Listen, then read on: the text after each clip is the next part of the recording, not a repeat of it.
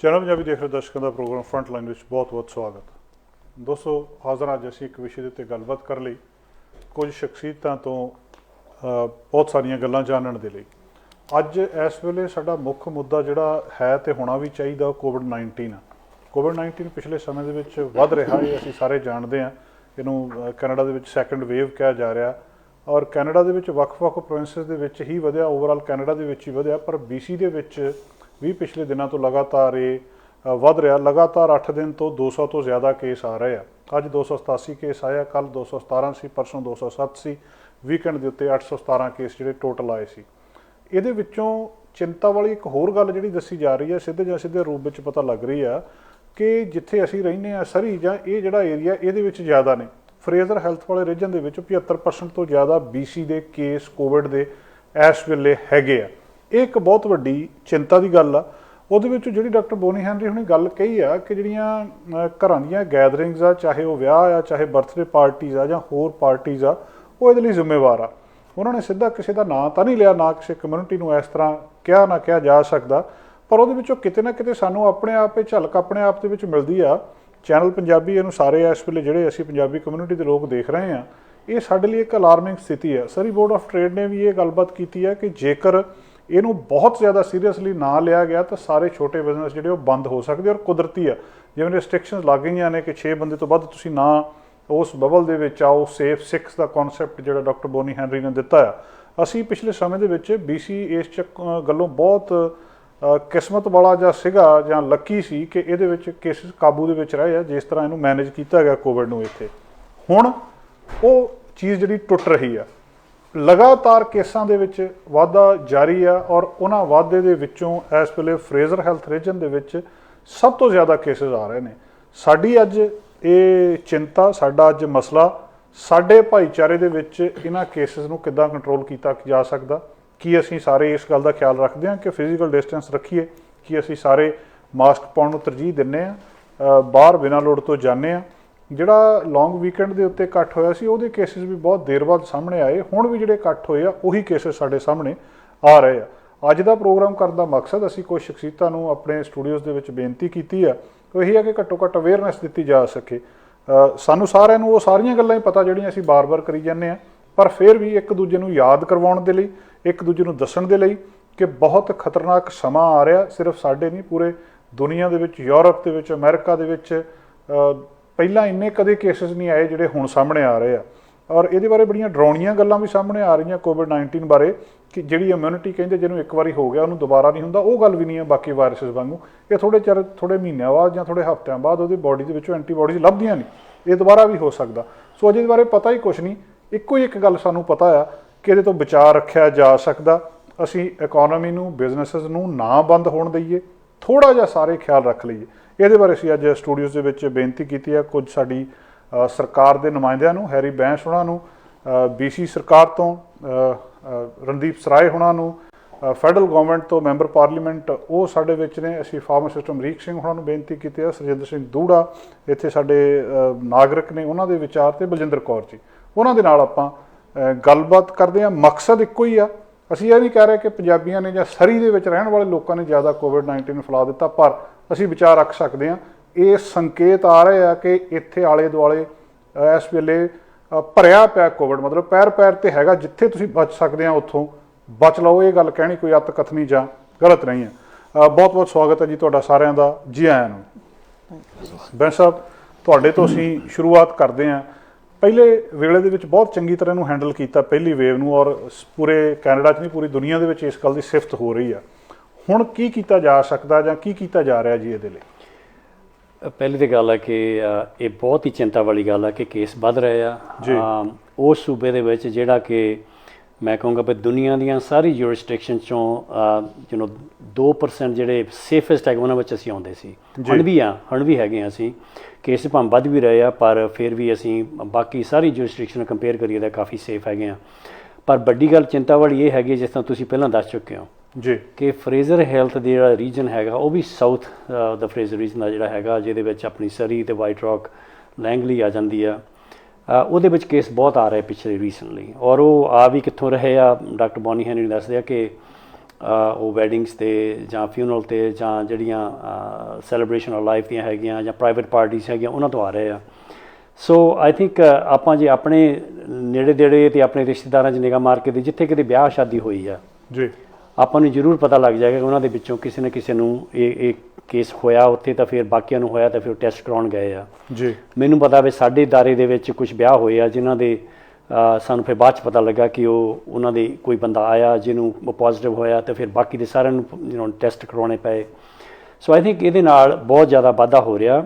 ਇਹਦੇ ਮਤਲਬ ਇਹਦਾ ਕੀ ਆ ਸਾਰੇ ਦਾ ਜੀ, ਬਿਮਾਰੀ ਬਹੁਤ ਭੈੜੀ ਆ, ਇਹ ਆਪਾਂ ਨੂੰ ਸਾਰਿਆਂ ਨੂੰ ਪਤਾ, ਅਤੇ ਇਹ ਲੱਗਦੀ ਫੈਲਦੀ ਬਹੁਤ ਜਲਦੀ ਹੈਗੀ ਆ, ਅਤੇ ਇਹ ਰੋਕ ਤਾਂ ਹੀ ਸਕਦੇ ਹਾਂ ਜੇ ਅਸੀਂ ਆਪਣਾ ਫਿਜ਼ੀਕਲ ਡਿਸਟੈਂਸ ਰੱਖੀਏ ਅਤੇ ਆਪਣੇ ਹੱਥ, ਜਿੱਦਾਂ ਡਾਕਟਰ ਬੋਨੀ ਹੋਣੀ ਬਾਰ-ਬਾਰ ਆਪਾਂ ਨੂੰ ਯਾਦ ਕਰਵਾਉਂਦੇ ਵੀ ਜਦੋਂ ਵੀ ਕਿਸੇ ਸਰਫੇਸ ਨੂੰ ਟੱਚ ਕਰਦੇ ਹੋ ਜਿੱਥੇ ਬਾਕੀ ਟੱਚ ਕਰਦੇ ਹੋ ਉਹਨੂੰ ਜ਼ਰੂਰ ਤੁਸੀਂ ਹੱਥ ਧੋਵੋ, ਉਹਨੂੰ ਵਾਈਪ ਕਰੋ, ਅਤੇ ਤੁਸੀਂ ਜਦੋਂ ਘਰ ਦੇ ਵਿੱਚ ਆਪਣੀ ਫੈਮਿਲੀ ਦੇ ਬਬਲ ਵਿੱਚ ਰਹੋ, ਤੁਸੀਂ ਬਾਹਰੋਂ ਇਨਵਾਈਟ ਨਾ ਕਰੋ ਤੁਸੀਂ ਕਿਸੇ ਨੂੰ। ਵਿਆਹ ਸ਼ਾਦੀਆਂ ਜੇ ਰੁਕ ਸਕਦੀਆਂ ਤਾਂ ਰੋਕੋ, ਅਤੇ ਜੇ ਕਰਨੀਆਂ ਹੀ ਪੈਣੀਆਂ ਤਾਂ ਫਿਰ ਉਹ ਜਿਹੜੀ ਤੁਹਾਡੀ ਫੈਮਿਲੀ ਹੈਗੀ ਆ, ਬਿਲਕੁਲ ਫੈਮਿਲੀ ਹੈਗੀ, ਉਹੀ ਉੱਥੇ ਇਕੱਠੀ ਹੋਵੇ, ਕਿਉਂਕਿ ਸਾਰੇ ਅੰਡਰਸਟੈਂਡ ਕਰਦੇ ਆ ਜੀ। ਮੈਂ ਜਿਨ੍ਹਾਂ ਨੂੰ ਗੱਲ ਕਰਕੇ ਦੇਖੀ ਉਹ ਸਾਰੇ ਕਹਿੰਦੇ ਅਸੀਂ ਤਾਂ ਅੰਡਰਸਟੈਂਡ ਕਰਦੇ ਹਾਂ ਵੀ ਜੇ ਅਸੀਂ ਨਹੀਂ ਸਾਨੂੰ ਕੋਈ ਬੁਲਾਉਂਦਾ ਤਾਂ ਅਸੀਂ ਉਹਨੂੰ ਅੰਡਰਸਟੈਂਡ ਕਰਦੇ ਹਾਂ।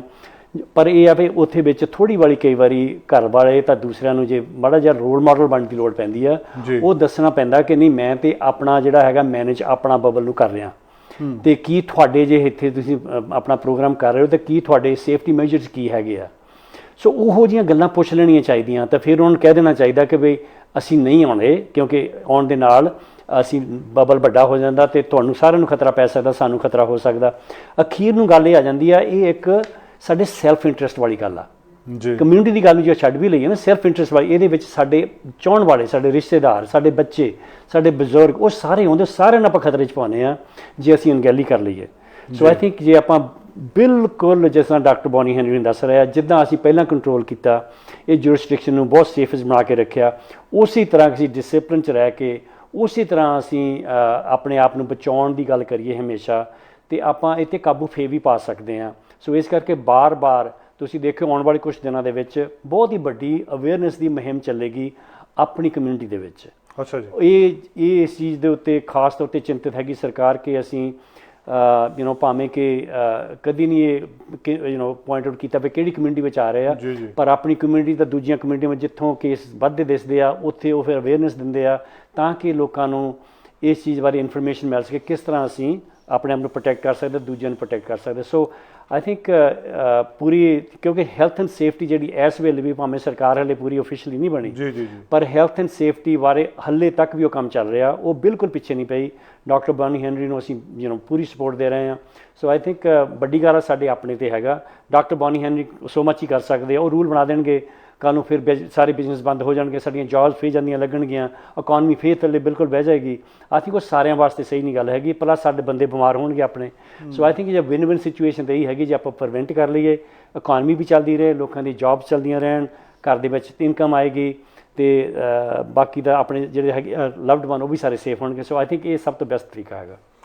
ਸਰਾਜ ਸਾਹਿਬ, ਕੀ ਸਿਚੁਏਸ਼ਨ ਲੱਗਦੀ ਹੈ ਇਸ ਵੇਲੇ ਜੀ? ਪੂਰੇ ਕੈਨੇਡਾ ਦੇ ਵਿੱਚ ਹੀ ਕੇਸਿਸ ਵੱਧ ਰਹੇ ਆ, ਔਰ ਕੀ ਫੈਡਰਲ ਸਰਕਾਰ ਤਿਆਰ ਆ ਹੁਣ ਅੱਗੇ ਜੋ ਕੁਛ ਹੋਣਾ, ਅਤੇ ਜੇ ਰੱਬ ਨਾ ਕਰੇ ਜਿੱਦਾਂ ਲੱਗ ਰਿਹਾ ਵੀ ਬਿਜ਼ਨਸਿਸ ਬੰਦ ਹੋਣਗੇ, ਇਕੋਨਮੀ ਫਿਰ ਪਿੱਛੇ ਜਾਊਗੀ, ਪਹਿਲਾਂ ਹੀ ਬਹੁਤ ਬੁਰੀ ਹਾਲਤ ਆ, ਕੀ ਪਲਾਨ ਆ ਇਸ ਵੇਲੇ ਔਰ ਕੀ ਲੱਗ ਰਿਹਾ, ਕੀ ਸਿਚੁਏਸ਼ਨ ਆ ਜੀ? ਦੇਖੋ, ਐਜ਼ ਏ ਫੈਡਰਲ ਸਰਕਾਰ ਅਸੀਂ ਜਿਹੜੀ ਕਿਹੜੇ ਬਿਜ਼ਨਸ ਖੁੱਲ੍ਹਣੇ, ਕਿਹੜੇ ਬੰਦ ਹੋਣੇ, ਕਿੰਨੇ ਵਿਅਕਤੀ ਉਹਨਾਂ ਦੇ ਵਿੱਚ ਜਾ ਸਕਦੇ, ਉਹ ਸੂਬਿਆਂ ਦੀ ਜ਼ਿੰਮੇਵਾਰੀ ਦਿੱਤੀ, ਔਰ ਸੂਬੇ ਆਪਣੇ ਅਨੁਸਾਰ ਪ੍ਰੈਰੀਜ਼ ਤੋਂ ਇਲਾਵਾ BC ਵੈਸਟ ਕੋਸਟ ਜਾਂ ontario quebec ਹਰ ਇੱਕ ਦੇ ਮਸਲੇ ਆਪਣੇ ਆਪ ਦੇ ਜੁਦੇ ਹੈਗੇ ਆ, ਔਰ ਈਵਨ ਵਿਦਇਨ ਪ੍ਰੋਵਿੰਸਿਸ ਜਿੱਦਾਂ ਦੱਸਦਾ ਕਈ ਵਾਰੀ ਰੂਰਲ ਏਰੀਆ 'ਚ ਹੋਰ ਮਸਲੇ ਆ ਅਤੇ ਸ਼ਹਿਰੀ ਇਲਾਕੇ ਦੇ ਵਿੱਚ ਹੋਰ ਮਸਲੇ ਆ, ਉਹ ਹੱਲ ਕਰ ਰਹੇ ਆ। ਸੋ ਅਸੀਂ ਓਵਰਵਿਊ ਨੈਸ਼ਨਲੀ ਇੰਟਰਨੈਸ਼ਨਲ ਟਰੈਵਲ ਨੂੰ ਬਹੁਤ ਰਿਸਟ੍ਰਿਕਟ ਕੀਤਾ, ਜਿਹਦੇ ਨਾਲ ਅਸੀਂ ਓਨਲੀ ਹੁਣ 10% ਤਕਰੀਬਨ ਜਿਹੜੇ ਕੋਵਿਡ ਕੇਸਿਸ ਆ ਉਹ ਟਰੈਵਲਰਾਂ ਦੇ ਰਾਹੀਂ ਆ ਰਹੇ ਆ। ਸੋ ਉਸ ਪੱਖੋਂ ਅਸੀਂ ਇਹੀ ਬੇਨਤੀ ਕਰਦੇ, ਤੁਸੀਂ ਕੱਲ੍ਹ ਵੀ ਪ੍ਰਾਈਮ ਮਿਨਿਸਟਰ ਨੂੰ ਦੇਖਿਆ ਹੋਊਗਾ, ਉਹਨੇ ਕਿਹਾ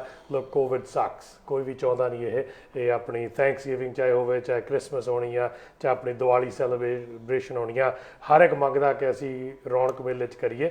ਪਰ ਅਨਫੋਰਚੂਨੇਟਲੀ ਇਸ ਸਾਲ ਆਪਾਂ ਨੂੰ ਬੜਾ ਤਰੀਕੇ ਦੇ ਨਾਲ, ਉਸ ਸੰਭਾਲ ਦੇ ਨਾਲ ਸਾਨੂੰ ਮਨਾਉਣਾ ਚਾਹੀਦਾ। ਇਸੇ ਕਾਰਨ ਕਿਉਂਕਿ ਜਦੋਂ ਆਪਾਂ ਸਟੋਰ ਨੂੰ ਜਾਂਦੇ ਜਾਂ ਕੈਸ਼ੀਅਰ ਦੇ ਕੋਲ ਜਾਂਦੇ ਹਾਂ, ਆਪਾਂ 1-2 ਮਿੰਟ ਲਈ ਜਾਂਦੇ ਹਾਂ। ਇਹ ਬਿਮਾਰੀ ਦਾ ਸੋ ਫਾਰ ਦੱਸਦੇ ਕਿ ਜਿੰਨਾ ਤੁਸੀਂ 10-15 ਮਿੰਟ ਤੁਸੀਂ ਬਾਹਰ ਰੱਖਦੇ ਆ, ਉਹਦੇ ਸਪਰੈਡ ਹੋਣ ਦਾ ਤੁਹਾਡਾ ਚਾਂਸ ਜ਼ਿਆਦਾ। ਉਹ ਕਿੱਥੇ ਹੁੰਦਾ? ਉਹ ਜ਼ਿਆਦਾ ਹੁੰਦਾ ਵਿਆਹ ਸ਼ਾਦੀਆਂ ਤੇ ਤੁਸੀਂ ਘੰਟਾ ਤੁਸੀਂ ਸੇਮ ਵਿਅਕਤੀਆਂ ਦੇ ਨਾਲ ਉਹ ਰੂਮ ਦੇ ਵਿੱਚ ਰਹਿਣਾ। ਤੁਸੀਂ ਫਿਊਨਰਲ ਦੇ ਵਿੱਚ ਜਾਂਦੇ ਆ, ਤੁਸੀਂ ਲਾਰਜ ਜੇ ਹੋ ਗਿਆ ਕਰਾਊਡ ਜਾਂ ਉਹਨਾਂ ਦਾ ਭੋਗ ਤੇ। ਆਪਣੇ ਗੁਰੂ ਘਰਾਂ ਨੇ ਕਾਫੀ ਵਧੀਆ ਕੀਤਾ ਤਰੀਕਾ, ਰਾਤੀ ਇਵਨ CBC ਨੇ ਵੀ ਦਿਖਾ ਲਿਆ ਵੀ ਉਹਨੇ ਅਰੇਂਜਮੈਂਟ ਵਧੀਆ ਕੀਤੇ, ਸ਼ੀਲਡਾਂ ਲਾਈਆਂ, ਮਾਰਕਰ ਲਾਏ ਆ ਬੈਠਣ ਵਾਸਤੇ ਤਾਂ ਕਿ ਕੋਈ ਕਦੇ ਵੱਧ ਨਾ ਹੋਵੇ। ਪਰ ਜਦੋਂ ਘਰਾਂ ਦੇ ਵਿੱਚ ਆ, ਅਸੀਂ ਸੋਚਦੇ ਕਿ ਉੱਥੇ ਰੂਲਸ ਨਹੀਂ ਅਪਲਾਈ ਕਰਦੇ ਵੀ ਸਾਡੀ ਪ੍ਰਾਈਵੇਟ ਪ੍ਰਾਪਰਟੀ। ਪਰ ਜਦੋਂ ਕੋਈ ਵਿਅਕਤੀ, ਔਰ ਆਪਾਂ ਇਹ ਨਹੀਂ ਸੋਚਦੇ ਕਿ ਉਹਦਾ ਜਿਹੜਾ ਇੰਪਲੀਕੇਸ਼ਨ ਆ ਉਹ ਬਹੁਤ ਸਨੋਬਾਲ ਇਫੈਕਟ ਬਹੁਤ ਵੱਡਾ। ਇੱਕ ਐਗਜ਼ਾਮਪਲ ਲੈ ਲਓ, 50 ਬੰਦਿਆਂ ਦਾ ਵੀ ਹੋਵੇ, ਉਹ 'ਚ ਕੋਵਿਡ ਫੈਲ ਗਿਆ ਇੱਕ ਵਿਅਕਤੀ ਤੋਂ, ਉਹ 50 ਜਣਿਆਂ ਨੂੰ ਆਪਣੇ ਟੱਬਰ ਤੇ ਕੰਮ ਵਾਲਿਆਂ ਨਾਲ ਜਿਨ੍ਹਾਂ ਨਾਲ ਉਹ ਕੰਮ ਕਰਦੇ, ਤਕਰੀਬਨ 1000 ਵਿਅਕਤੀ ਨੂੰ 14 ਦਿਨ ਕੁਆਰੰਟੀਨ ਕਰਨਾ ਪੈਣਾ ਉਸ ਤੋਂ ਬਾਅਦ। ਸੋ ਉਹਦੇ ਨਾਲ ਜਿਹੜਾ ਬਹੁਤ ਵੱਡਾ ਹੋ ਜਾਂਦਾ। ਜੇ ਅਸੀਂ ਉਹਦੇ ਵਿੱਚ ਕੰਟਰੋਲ ਕਰ ਲਈਏ ਤਾਂ ਸਾਰੀ ਕੰਟਰੀ ਦਾ ਫਾਇਦਾ। ਉਹ ਨਾ ਕੋ ਇਕਨੋਮਿਕਲੀ ਵੀ ਅਸੀਂ, ਜਿਵੇਂ BC ਨੇ ਸੋਹਣਾ ਤਰੀਕੇ ਨਾਲ ਦਿਖਾ ਲਿਆ ਕਿ ਤੁਸੀਂ ਬਿਜ਼ਨਸ ਵੀ ਆਪਣੇ ਚਲਾ ਸਕਦੇ, ਰੈਸਟੋਰੈਂਟ ਵੀ ਖੁੱਲ੍ਹ ਰਹੇ ਆ, ਸਾਡੇ ਟੇਕ ਆਊਟ ਵੀ ਚੱਲਦਾ, ਲਿਮਿਟਿਡ ਸੀਟਿੰਗ ਵੀ ਚੱਲਦੀ ਆ, ਕੰਸਟਰਕਸ਼ਨ ਵੀ ਚੱਲ ਰਿਹਾ, ਆਫਿਸਿਸ ਵੀ ਲਿਮਿਟਿਡ ਕੈਪੈਸਿਟੀ 'ਤੇ ਚੱਲ ਰਿਹਾ। ਅਜੇ ਬੜਾ ਵਧੀਆ ਨਹੀਂ ਚੱਲ ਰਿਹਾ ਕਿਉਂਕਿ ਅਜੇ ਕੋਵਿਡ ਪ੍ਰੀਕਾਸ਼ਨ, ਪਰ ਅਸੀਂ ਫੇਅਰਲੀ। ਪਰ ਜੇ ਅਸੀਂ ਜ਼ਿਆਦਾ ਅਣਗਹਿਲੀਆਂ ਕਰਾਂਗੇ ਤਾਂ ਬਹੁਤ ਜਲਦੀ ਉਹ ਸ਼ਟ ਡਾਊਨ ਹੋ ਜਾਊਗਾ, ਜਿਹੜਾ ਕਿ ਕੋਈ ਵੀ ਨਹੀਂ ਚਾਹੁੰਦਾ। ਹੁਣ ਲੋਕ ਗਵਰਨਮੈਂਟ ਸਰਵਿਸਿਜ਼ ਵੀ ਚਾਹੁੰਦੇ ਆ, ਸਾਰੇ ਮੰਗਦੇ ਕਿ ਸੇਫ ਆ ਸਰਵਿਸ ਕੈਨੇਡਾ 'ਚ ਆਉਣ, ਮੁੜ ਕੇ IRCC ਦੇ ਵਿੱਚ ਆਉਣ। ਪਰ ਉਹ ਤਾਂ ਹੀ ਹੋ ਸਕਦਾ ਜੇ ਅਸੀਂ ਆਪਣੇ ਆਪ ਦੀ ਜ਼ਿੰਮੇਵਾਰੀ ਵੀ ਸੰਭਾਲੀਏ। ਸੁਰਿੰਦਰ ਦੂੜਾ ਜੀ, ਕੀ ਲੱਗਦਾ ਇਸ ਵੇਲੇ ਕਮਿਊਨਿਟੀ ਦੇ ਵਿੱਚ ਅਵੇਅਰਨੈਸ ਹੈਗੀ ਹੈ? ਪਤਾ ਸਾਨੂੰ ਸਾਰਿਆਂ ਨੂੰ, ਤੁਹਾਡੀ ਕੀ ਆਬਜ਼ਰਵੇਸ਼ਨ ਆ ਇੱਕ ਆਮ ਨਾਗਰਿਕ ਵਜੋਂ ਕਿ ਇਹ ਸਾਰਾ ਖਿਆਲ ਆਪਾਂ ਰੱਖਦੇ ਹਾਂ? ਕਿੰਨਾ ਕੁ ਰੱਖਦੇ ਹਾਂ? ਜੇ ਨਹੀਂ ਰੱਖਦੇ, ਸਾਨੂੰ ਪਤਾ ਖਤਰਾ ਬਹੁਤ ਆ, ਰੱਖਦੇ ਕਿਉਂ ਨਹੀਂ? ਪਤਾ ਹੈਗਾ ਜੀ ਸਾਰਿਆਂ ਨੂੰ ਇਸ ਵੇਲੇ, ਬੱਚੇ ਨੂੰ ਪਤਾ ਆ, ਔਰ ਬਜ਼ੁਰਗਾਂ ਨੂੰ ਵੀ ਪਤਾ ਆ, ਸਾਨੂੰ ਵੀ, ਸਾਡੀ ਉਮਰ ਵਾਲਿਆਂ ਨੂੰ ਵੀ, ਸਾਰਿਆਂ ਨੂੰ ਪਤਾ, ਭੈਣਾਂ ਭਰਾਵਾਂ ਨੂੰ। ਪਰ ਚੱਕਰ ਇਹ ਆ ਕਿ ਮੈਂ ਇਹ ਚਾਹੁੰਦਾ, ਜਾਣੀ ਕਿ ਇੱਕ ਆਮ ਨਾਗਰਿਕ ਦੇ ਵੱਲੋਂ ਮੈਂ ਦੱਸ ਰਿਹਾ, ਮੈਂ ਇਹ ਚਾਹੁੰਦਾ ਕਿ ਮੈਂ ਜਦੋਂ ਇਕੱਠ ਦੇ ਵਿੱਚ ਜਾਂਦਾ, ਮੈਂ ਮਾਸਕ ਨਾ ਪਾਵਾਂ, ਮਾਸਕ ਮੇਰੇ ਨਾਲ ਦਾ ਪਾਵੇ। ਮੈਨੂੰ ਖਤਰਾ ਉਹਦੇ ਤੋਂ ਆ, ਨਾ ਕਿ ਮੈਂ ਪਤਾ ਨਹੀਂ ਕਿੰਨਿਆਂ ਨੂੰ ਹੋਰ ਬਿਮਾਰ ਕਰਨਾ, ਮੈਨੂੰ ਕੋਈ ਨਹੀਂ ਫਰਕ। ਇਹ ਜਿਹੜੀ ਸਾਡੇ ਆਪਣੇ ਆ ਨਾ ਸੋਚ ਬਣੀ ਆ, ਇਹ ਕੰਮ ਖਰਾਬ ਬਹੁਤ ਜ਼ਿਆਦਾ ਕਰ ਰਹੀ ਆ ਅੱਗੇ ਤੋਂ ਅੱਗੇ। ਕਿਉਂਕਿ ਜੇ ਹੁਣ ਮਾਸਕ ਪਾਉਣੇ ਆ ਤਾਂ ਜਿੱਥੇ ਜਿਹੜਾ ਪਾ ਸਕਦਾ, ਜਿਹੜਾ ਬਿਮਾਰ ਆ ਉਹ ਨਹੀਂ ਪਾਉਂਦਾ, ਪਰ ਤੇ ਉਹਨੇ ਜੇ ਪਾਉਣਾ ਉਹ ਸਾਰਿਆਂ ਨੂੰ ਪਾਉਣਾ ਚਾਹੀਦਾ। ਪਰ ਮੈਂ ਜਦੋਂ ਉਸ ਥਾਂ ਤੇ ਜਾ ਕੇ ਖੜਾ ਹੁੰਦਾ, ਮੈਂ ਇਹ ਚਾਹੁੰਦਾ ਕਿ ਯਾਰ ਮੈਂ ਕਾਹਤੇ ਪਾਵਾਂ? ਉਹਦੇ ਨਾਲ ਹੁਣ ਮੈਨੂੰ ਕੀ ਪਤਾ ਵੀ, ਲੱਗਦਾ ਤੇ ਇਹੋ ਹੀ ਆ ਵੀ ਮੈਨੂੰ ਥੋੜ੍ਹਾ ਬਿਮਾਰੀ ਆ, ਅਗਲੇ ਨੂੰ ਮੋਹਰਲੇ ਨੂੰ ਹੀ ਆ ਖਰੇ। ਇਹ ਕੀ ਪਤਾ ਵੀ ਮੈਨੂੰ ਕਦੋਂ ਮਿਲ ਜਾਣੀ ਆ। ਅਵੇਅਰਨੈਸ ਹੈਗੀ ਆ, ਪਰ ਅਣਗਹਿਲੀਆਂ ਬਹੁਤ ਆ। ਅਣਗਹਿਲੀਆਂ ਦਾ ਕੀ ਕਾਰਨ ਆ ਜੀ? ਬਸ ਉਹ ਥੋੜਾ ਜਿਹਾ ਜੀ, ਅੱਜ ਤੋਂ ਜਿੱਦਾਂ ਆਪਣੇ ਲਾ ਲਓ ਇੰਡੀਆ ਦੇ ਵਿੱਚ ਸੀਗਾ, ਆਪਣੇ ਪੰਜਾਬ ਦੇ ਵਿੱਚ ਖਾੜਕੂਬਾਦ ਦਾ ਜਦੋਂ ਦੌਰ ਸੀਗਾ, ਉਦੋਂ ਇੱਕ ਵਾਰੀ ਗੋਲੀ ਚੱਲਦੀ ਸੀਗੀ ਤਾਂ ਪਹਿਲਾਂ ਸਾਰੇ ਡਰਦੇ ਸੀਗੇ, ਫੇਰ ਹੌਲੀ ਰੋਜ਼ ਮਾਰ ਮਰਾਈਆ ਚੱਲ ਪਿਆ, ਫਿਰ ਰੋਜ਼ ਅਖਬਾਰਾਂ ਭਰਨ ਲੱਗ ਪਈਆਂ, ਕਿਸੇ ਨੂੰ ਪਤਾ ਹੀ ਨਹੀਂ ਲੱਗਦਾ ਵੀ ਕੀ ਆ, ਤਾਂ ਬਾਹਰਲੇ ਡਰਦੇ ਹੁੰਦੇ ਸੀ। ਉਹ ਗੱਲ ਹੁਣ ਸਾਡੇ ਨਾਲ ਹੋਈ ਉਹ ਆ ਇੱਥੇ। ਜਿੱਦਣ ਤਾਂ ਕੋਵਿਡ ਦਾ ਸ਼ੁਰੂ ਹੋਇਆ ਉਦੋਂ ਸਾਰੇ ਡਰੇ ਆ। ਉਹ ਡਰਨ ਤੋਂ ਬਾਅਦ ਜਦੋਂ ਦੁਬਾਰਾ ਹੌਲੀ ਸਰਕਾਰਾਂ ਨੇ ਖੋਲ੍ਹਣਾ ਸ਼ੁਰੂ ਕੀਤਾ ਵੀ ਬਿਜ਼ਨਸ ਨਹੀਂ ਤਾਂ ਬੰਦ ਹੋ ਜਾਣੇ ਆ, ਉਹ ਤੋਂ ਬਾਅਦ ਫਿਰ ਉਹ ਇੰਨਾ ਕੁ ਨਿਡਰ ਹੋ ਗਿਆ, ਮੁੜ ਕੇ ਤਾਂ ਉਹ ਜੇ ਕਿਸੇ ਪਾਸੇ ਮੌਲ ਸੀਗੇ ਮੌਲ ਭਰ ਦਿੱਤੇ, ਜੇ ਆਪਣੇ ਰੋਡਾਂ ਸੀਗੀਆਂ ਰੋਡਾਂ ਤੇ ਜਾ ਵੜੇ। ਮਤਲਬ ਕਹਿਣ ਦਾ ਮਤਲਬ ਇੰਨਾ ਕੁ ਜਿਹੜੀ ਅਣਗਹਿਲੀ ਫਿਰ ਹੋਣੀ ਸ਼ੁਰੂ ਹੋ ਗਈ ਵੀ ਕੁਛ ਨਹੀਂ ਹੁੰਦਾ ਯਾਰ, ਇਹ ਮੈਨੂੰ ਤਾਂ ਹੋਇਆ ਨਹੀਂ, ਖਰੇ ਹੋਣਾ ਵੀ ਨਹੀਂ। ਬਲਜਿੰਦਰ ਜੀ, ਤੁਹਾਨੂੰ ਕੀ ਲੱਗਦਾ ਜੀ, ਕੀ ਕਾਰਨ ਆ ਇਹਦਾ, ਜਾਂ ਤੁਹਾਡੀ ਕੀ ਆਬਜ਼ਰਵੇਸ਼ਨ ਆ? ਲੋਕ ਖਿਆਲ ਰੱਖਦੇ ਆ ਜਾਂ ਨਹੀਂ? ਆਈ ਥਿੰਕ ਮਿਕਸਡ ਹੈਗਾ। ਬਹੁਤ ਸਾਰੇ ਲੋਕ ਰੱਖਦੇ ਵੀ ਨੇ ਤੇ ਬਹੁਤ ਸਾਰੇ ਲੋਕ ਨਹੀਂ ਵੀ ਰੱਖਦੇ। ਮੈਂ ਪਰਸਨਲੀ ਥੋੜ੍ਹੇ ਜਿਹੇ ਸਮਾਲ ਬਿਜ਼ਨਸਿਸ ਦੇਖੇ ਨੇ, ਇਸ ਸਿਟੀ 'ਚ ਵੀ ਦੇਖੇ ਨੇ, ਜਿੱਥੇ ਭਾਵੇਂ ਮੈਂਡੇਟਰੀ ਆ ਮਾਸਕਸ ਪਾਉਣੇ, ਪਰ ਨਾ ਉਹਨਾਂ ਦੇ ਸਟੋਰ ਦੇ ਵਿੱਚ ਕਿਸੇ ਨੇ ਪਾਏ ਹੋਏ ਸੀ ਤੇ ਨਾ ਮੈਨੇਜਮੈਂਟ ਨੇ ਪਾਏ ਹੋਏ ਸੀ। 2-3 ਵਾਰ ਮੇਰੀ ਇਹ ਆਬਜ਼ਰਵੇਸ਼ਨ ਹੋ ਚੁੱਕੀ ਹੈ। ਜਦੋਂ ਕਿ ਸਾਡੀ ਸਭ ਦੀ ਜ਼ਿੰਮੇਵਾਰੀ ਬਣਦੀ ਹੈ ਕਿ ਅਸੀਂ ਸਟੋਰ ਦੇ ਵਿੱਚ ਜਾਂਦੇ ਹਾਂ ਤਾਂ ਅਸੀਂ ਮਾਸਕ ਪਾ ਕੇ ਜਾਈਏ, ਅਸੀਂ ਆਪਣੇ ਹੱਥ ਬਾਰ-ਬਾਰ ਸੈਨੀਟਾਈਜ਼ ਕਰੀਏ, ਜੇ ਧੋ ਸਕਦੇ ਹਾਂ ਹੱਥ ਤਾਂ ਧੋਈਏ। ਇਹ ਮੇਰੀ ਇੱਕ ਆਬਜ਼ਰਵੇਸ਼ਨ ਆ। ਦੂਜੀ ਆਬਜ਼ਰਵੇਸ਼ਨ ਇਹ ਹੈ ਕਿ ਕੋਲਡ ਦਾ ਸੀਜ਼ਨ ਆ, ਫਲੂ ਦਾ ਸੀਜ਼ਨ ਆ। ਬਹੁਤ ਲੋਕ ਜਿਹੜੇ ਨੇ ਉਹ ਓਨੈਸਟ ਨਹੀਂ ਆਪਣੇ ਆਪ ਦੇ ਨਾਲ। ਜੇ ਤੁਹਾਨੂੰ ਫਲੂ ਜਾਂ ਕੋਲਡ ਹੁੰਦਾ ਤਾਂ ਤੁਹਾਨੂੰ ਜਾਣਾ ਹੀ ਨਹੀਂ ਚਾਹੀਦਾ, ਨਾ ਕਿਸੇ ਦੇ ਘਰ ਜਾਣਾ ਚਾਹੀਦਾ, ਨਾ ਕਿਸੇ ਬਿਜ਼ਨਸ ਵਿੱਚ ਜਾਣਾ ਚਾਹੀਦਾ, ਤੁਹਾਨੂੰ ਅਵੋਇਡ ਕਰਨਾ ਚਾਹੀਦਾ ਐਂਡ ਓਨੈਸਟ ਰਹਿਣਾ ਚਾਹੀਦਾ ਕਿ ਦੱਸ ਦਿਓ ਤੁਸੀਂ ਉਹਨਾਂ ਨੂੰ ਕਿ ਅਸੀਂ ਨਹੀਂ ਆ ਸਕਦੇ, ਸਾਨੂੰ ਫਲੂ ਆ ਜਾਂ ਕੋਲਡ ਆ, ਅੰਟਲ ਕਿ ਤੁਸੀਂ ਸ਼ੋਰ ਨਹੀਂ ਹੁੰਦੇ। ਕਿਉਂਕਿ ਬਹੁਤ ਸਾਰੇ ਲੋਕਾਂ ਨੂੰ ਇਹ ਲੱਗਦਾ ਕਿ ਕਿਉਂਕਿ ਸਰਦੀਆਂ ਨੇ, ਸਰਦੀਆਂ ਦੇ ਵਿੱਚ ਮੌਸਮ ਚੇਂਜ ਹੁੰਦਾ, ਚੇਂਜ ਹੋਣ ਦੇ ਨਾਲ ਫਲੂ ਤੇ ਕੋਲਡ ਤਕਰੀਬਨ ਬੱਚਿਆਂ ਨੂੰ ਵੀ ਹੁੰਦਾ, ਬਜ਼ੁਰਗਾਂ ਨੂੰ ਵੀ ਹੁੰਦਾ, ਹਰ ਵਰਗ ਦੇ ਲੋਕਾਂ ਨੂੰ ਹੁੰਦਾ, ਤੇ ਉਹ ਇਹਦੇ ਨਾਲ ਵੀ ਇਹਨੂੰ ਕਰ ਲੈਂਦੇ ਨੇ ਕਿ ਇਹ ਕੋਵਿਡ ਨਹੀਂ ਹੈਗਾ, ਫਲੂ ਤੇ ਕੋਲਡ ਹੀ ਸਾਡੇ ਤੋਂ ਕਿਸੇ ਨੂੰ ਹੋਣਾ ਨਹੀਂ। ਪਰ ਜਦੋਂ ਤੱਕ ਤੁਸੀਂ ਟੈਸਟਿੰਗ ਨਹੀਂ ਕਰਾਉਂਦੇ ਤੁਹਾਨੂੰ ਪਤਾ ਨਹੀਂ, ਇਟਸ ਅ ਮਿਕਸਚਰ।